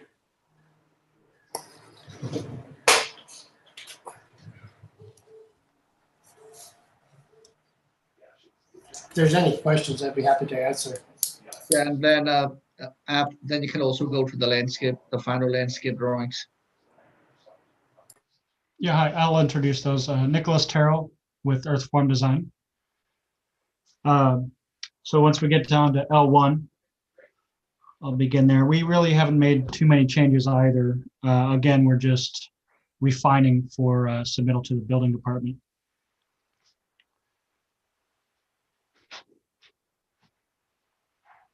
I could hear you, so I thought if he could hear you. Okay, thanks. One change we're making to the driveway is the cobble paving we were going to have at the entry and then also in the motor court in front of the garage. We're going to go with a more economical chip seal. It's all going to be impermeable, the driveway. Again, all the paths around the house are proposed to be flagstone or brick, depending. The front walkway would be brick and permeable. All the path through underneath, if you go to the bottom of the drawing, the south side of the property, we have some, what we're calling out as DG pathways through the orchard and down around the veg beds. We're actually going to make that a permeable gravel. So that's one note we're going to change for the building department. Other than that, it's pretty much the same. We have refined our lighting plan and called out planting on our planting plan. So irrigation plan really hasn't changed, mostly drip, low water usage. And if you go down to L3, that'll be our planting plan. So we've quantified and labeled all of our planting here. Again, we haven't changed the palette, but just defined everything. And the lighting, again, we've refined it a little bit. We've actually reduced it a little bit. All the lighting is shrouded, night sky compliant, low wattage. Mainly used for safely, navigating throughout the property. We have details, if you like, on L5 and L6. Going over all the individual paving, fencing, and anything else you have questions on. I'll take questions if you have. Thank you. So back to the board for questions. Let's start with Don. I have no questions. Thank you. Thank you, Don. Dave? No questions, Tip. Thanks. All right. John? No questions, Mr. Chairman. Thank you. Thank you. Claire? No, nothing. Great. To open public comments for item number 8, 1803, no, I'm sorry, number 7. Number 7. Number 7, 1701 East Valley Road. Alex, do we have anyone joining us Let me check. Hold on. for this item?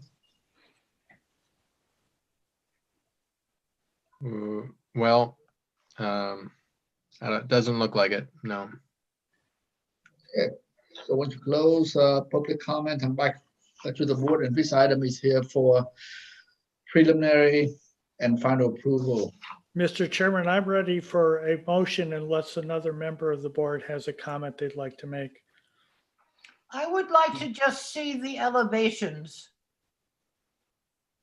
before. Okay. Are you Okay, fine, that's- Claire? Yeah, that's fine. He just went by him so fast, I didn't get to see him earlier. All right, and anyone else would like to make any comments? Well, John, would you like to make a motion? Yes, thank you, Mr. Chairman. I'd like to make a motion for preliminary and final as submitted. I'll second that. Second by Don. All those in favor? Aye. Aye. Motion carry. Thank you. Good luck. Okay. Now, we're moving on to item number 8, 1803 Funnel Point.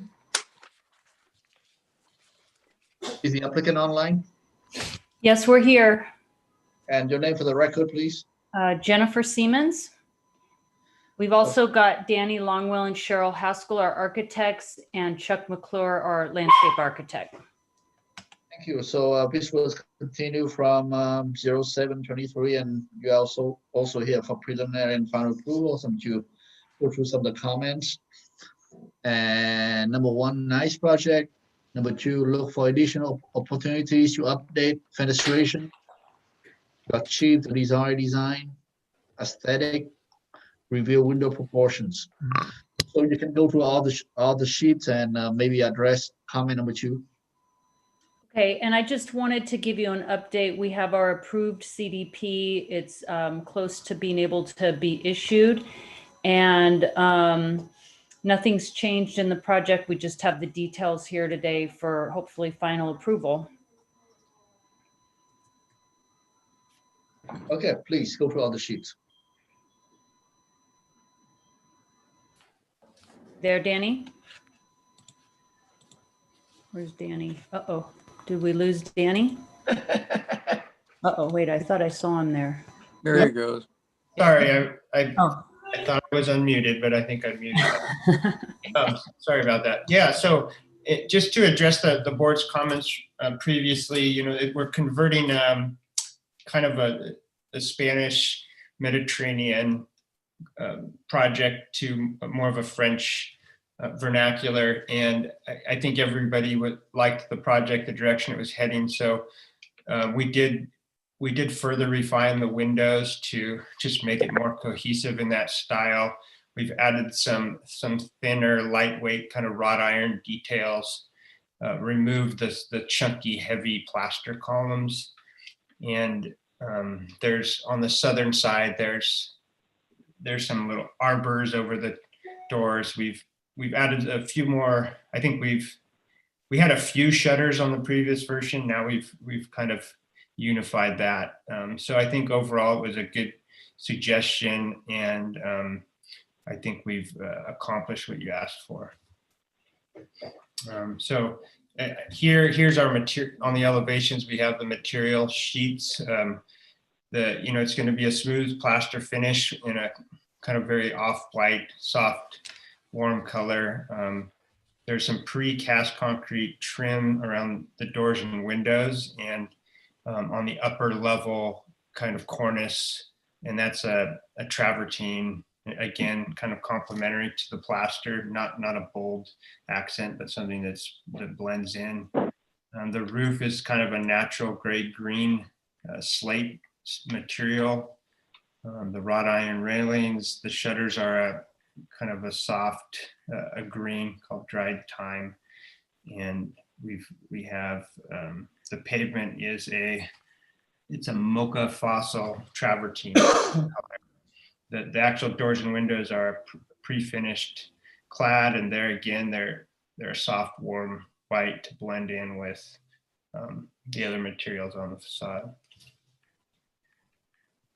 And you can see we've added, there's details. I think I forgot to mention, there's a few kind of Juliet balconies that also were added to further, enhance that style that we're trying to achieve. You can see one there on the elevation, right in the middle, on the upper middle. And there's a few more on the southern side. So those, I think, were, again, related to that request. Door and window schedules, door and window details.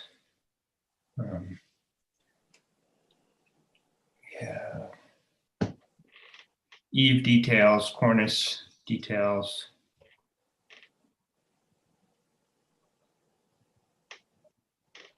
Copper gutters, and downspouts. A couple sections.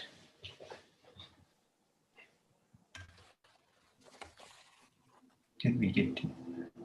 Oh, we already got to the end, sorry. And then where's we do have lighting. Didn't see that. Sherry, which sheet was?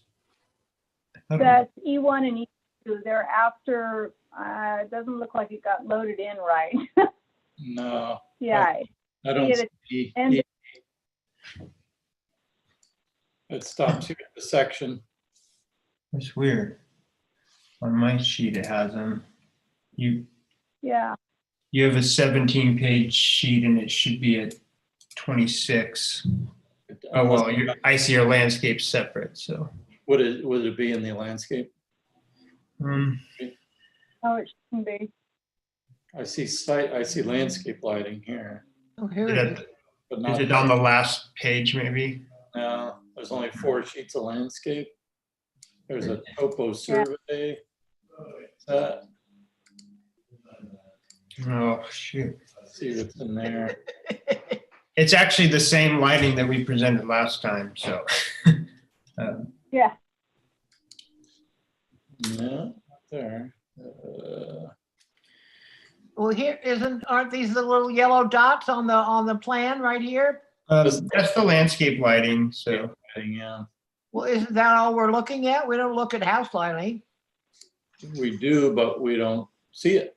Yeah. We're not seeing it. Willow, do you remember seeing that in the plans I sent you? Did you take anything out of the plans to make them smaller? Yeah, I'm looking through that right now. Just give me 1 second. You want to go Yeah, on to because that- landscape? We can go on to landscape was- while we're looking for that. Yeah, we can move on to landscape. Wow. And Willow, if you find it, you can send it to me. I'll bring it up. Okay, sounds good. I can take you through the landscape. It's Chuck McClure. Well, there's not much to talk about. There was no issues. So I think there was just a few revisions, just to tighten up the plan set to turn it into a final. But I don't believe there was any comments. I would agree with Chuck. I don't remember that we talked very much about landscaping here at all. That's why I was going right to there's just these little pathway lines. Yeah, it's very little landscape. And the house fills up the whole lot. And, And there's a wall out front. yeah. Aren't you bringing in some bigger trees? Also, Yeah, a couple of magnolias. There's a couple existing, and we're going to match that. And you approved the removal of some palms. It was a queen palm, and that maybe worked with the Mediterranean. But when the building style changed, we went with like a kind of a more conservative magnolia look. Is that what these were? Yes. any new walls or fencing or boundary things that you're going to be doing, Chuck? No, just a new patio in the back that that doesn't require any grading. It's just kind of replacing the existing patio out there was exposed aggregate from very long ago, and we're just making it a different material and squaring off the edges a little bit. Oh yeah, there's a seat wall. That's just very minor. Okay, so so I assume you are done with your presentation? Yes. Oh yeah, thank you. All right, let's back to the board for questions. Don, you have any question? No, I do not. Okay, Dave? No questions, Chip. Thanks. Thank you. Claire?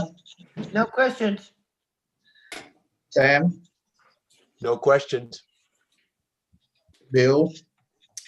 Yeah, just to get my arms around the colors here. This is the precast that you're going to have around up in the eaves there. And yes, yeah, that's the on the proposed elevations there and around the windows and doors, except for, service doors and things. So this will be this color, and then the body is this color, so it's almost the same color, huh? Very similar. Those are photographs of the color, so it's there's some shadowing that's throwing it off a little bit. And then the roof color was it a slate or? It's this gray slate there. That's it. Oh, okay. I saw the green. That's the shutter. Okay. Shutter detail. The blue and the red throws me off. I just like, oh man. Yeah. Get my eye in here, figuring it out. Okay, that was it. Just wanted to get the colors palette, and then we'll wait on the lighting, I guess. Yeah, and Bill, I forwarded you the link to the Dropbox for the plans. Okay. Thank you. Thank you. John? No comment, no questions. Okay. So I'm going to open public comment for item number 8, 1803 for no point. Alex, do we have anyone left? It's page 20 and 21, Bill, in that set. I think I'm gonna have to download this thing to see it all. Well, yeah. No, we do not. We don't have anyone. Okay, I want to close public comment and back to the board, and this item is on the agenda for preliminary and final approval. So let's see if we can do that. John? Fingers crossed. Mr. Chairman, I'm fine with this project. I think we just need to see the light fixtures just to be thorough, but I'm ready for a motion besides that. Okay, Bill? Same. I'm okay, other than lighting, which I'm working on. Sam? I'm okay with this project. Okay. Claire? Me too. Dave? Ditto, yeah. And Don? Good project. Thank you. Right, and same here. So do we have a live fixtures? 20 and 21. There's 21. It's still loading, I think. Yeah. Whenever you try and rush the Yeah, computer, it gets mad. exactly. Yeah, that looks like the landscape now. Let me go Oh. back. Sorry. Oh yeah, 19 and 20. Sorry, I'll apologize for that. You're messing with me now.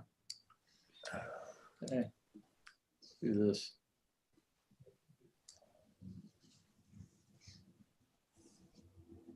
There, that looks great. It's got a green roof on it, this page. Oh, yeah. There's your green roof. Yeah, those are good elevations. Oh, here it is. There we go. So, okay, so there's the light fixtures. There's two similar lantern type fixtures. They look like they might not be compliant, but they are because it's an LED that's tucked up into the hood, so there's no visible. You don't visibly see the source of light. And there's the two on the post are on the gate, and then there's a few other of the A fixtures, and then the rest are recessed lighting that is sort of tucked up under the plaster projections above on the front entry. Little light C's are here. Yes. Mr. Chairman, I'm ready for a motion. Oh, I was going to try to get in ahead of you, John. So, Claire, so why don't you make a motion? I would like to make a motion for preliminary final approval for 1803 for Nail Point. Second. Second by John. All those in favor? Aye. Aye. Motion carried. Thank And you. Mr. Chairman, I just like to note that we have one more meeting this year. And with that, I'd like to make a motion for adjournment. I'll second the motion. Real quick, guys, real quick before you hop off, who seconded the motion for item number 5, which was the Robert Foley project? John, you made the motion. I just didn't catch who made the second. Anyone remember? Oh, I believe it was Don. I think it was also. We'll give it to you, Yes. Don. Don is Thank the you. master of the second. Okay. When All is right. the next meeting on the 17th, Alex? That's it. Okay. Yeah, and you Gotcha. guys already took a motion on 9, right? To continue that one? Yes. Yes. Okay. Okay, everyone, have a good 2 weeks. Now we need to All in vote. favor? Aye. Aye. Aye. See you all. See you all. Bye-bye. Bye-bye. Good Bye. job, Tip. Good job. Thank you. Thank you, Bill. Thank you, Tip.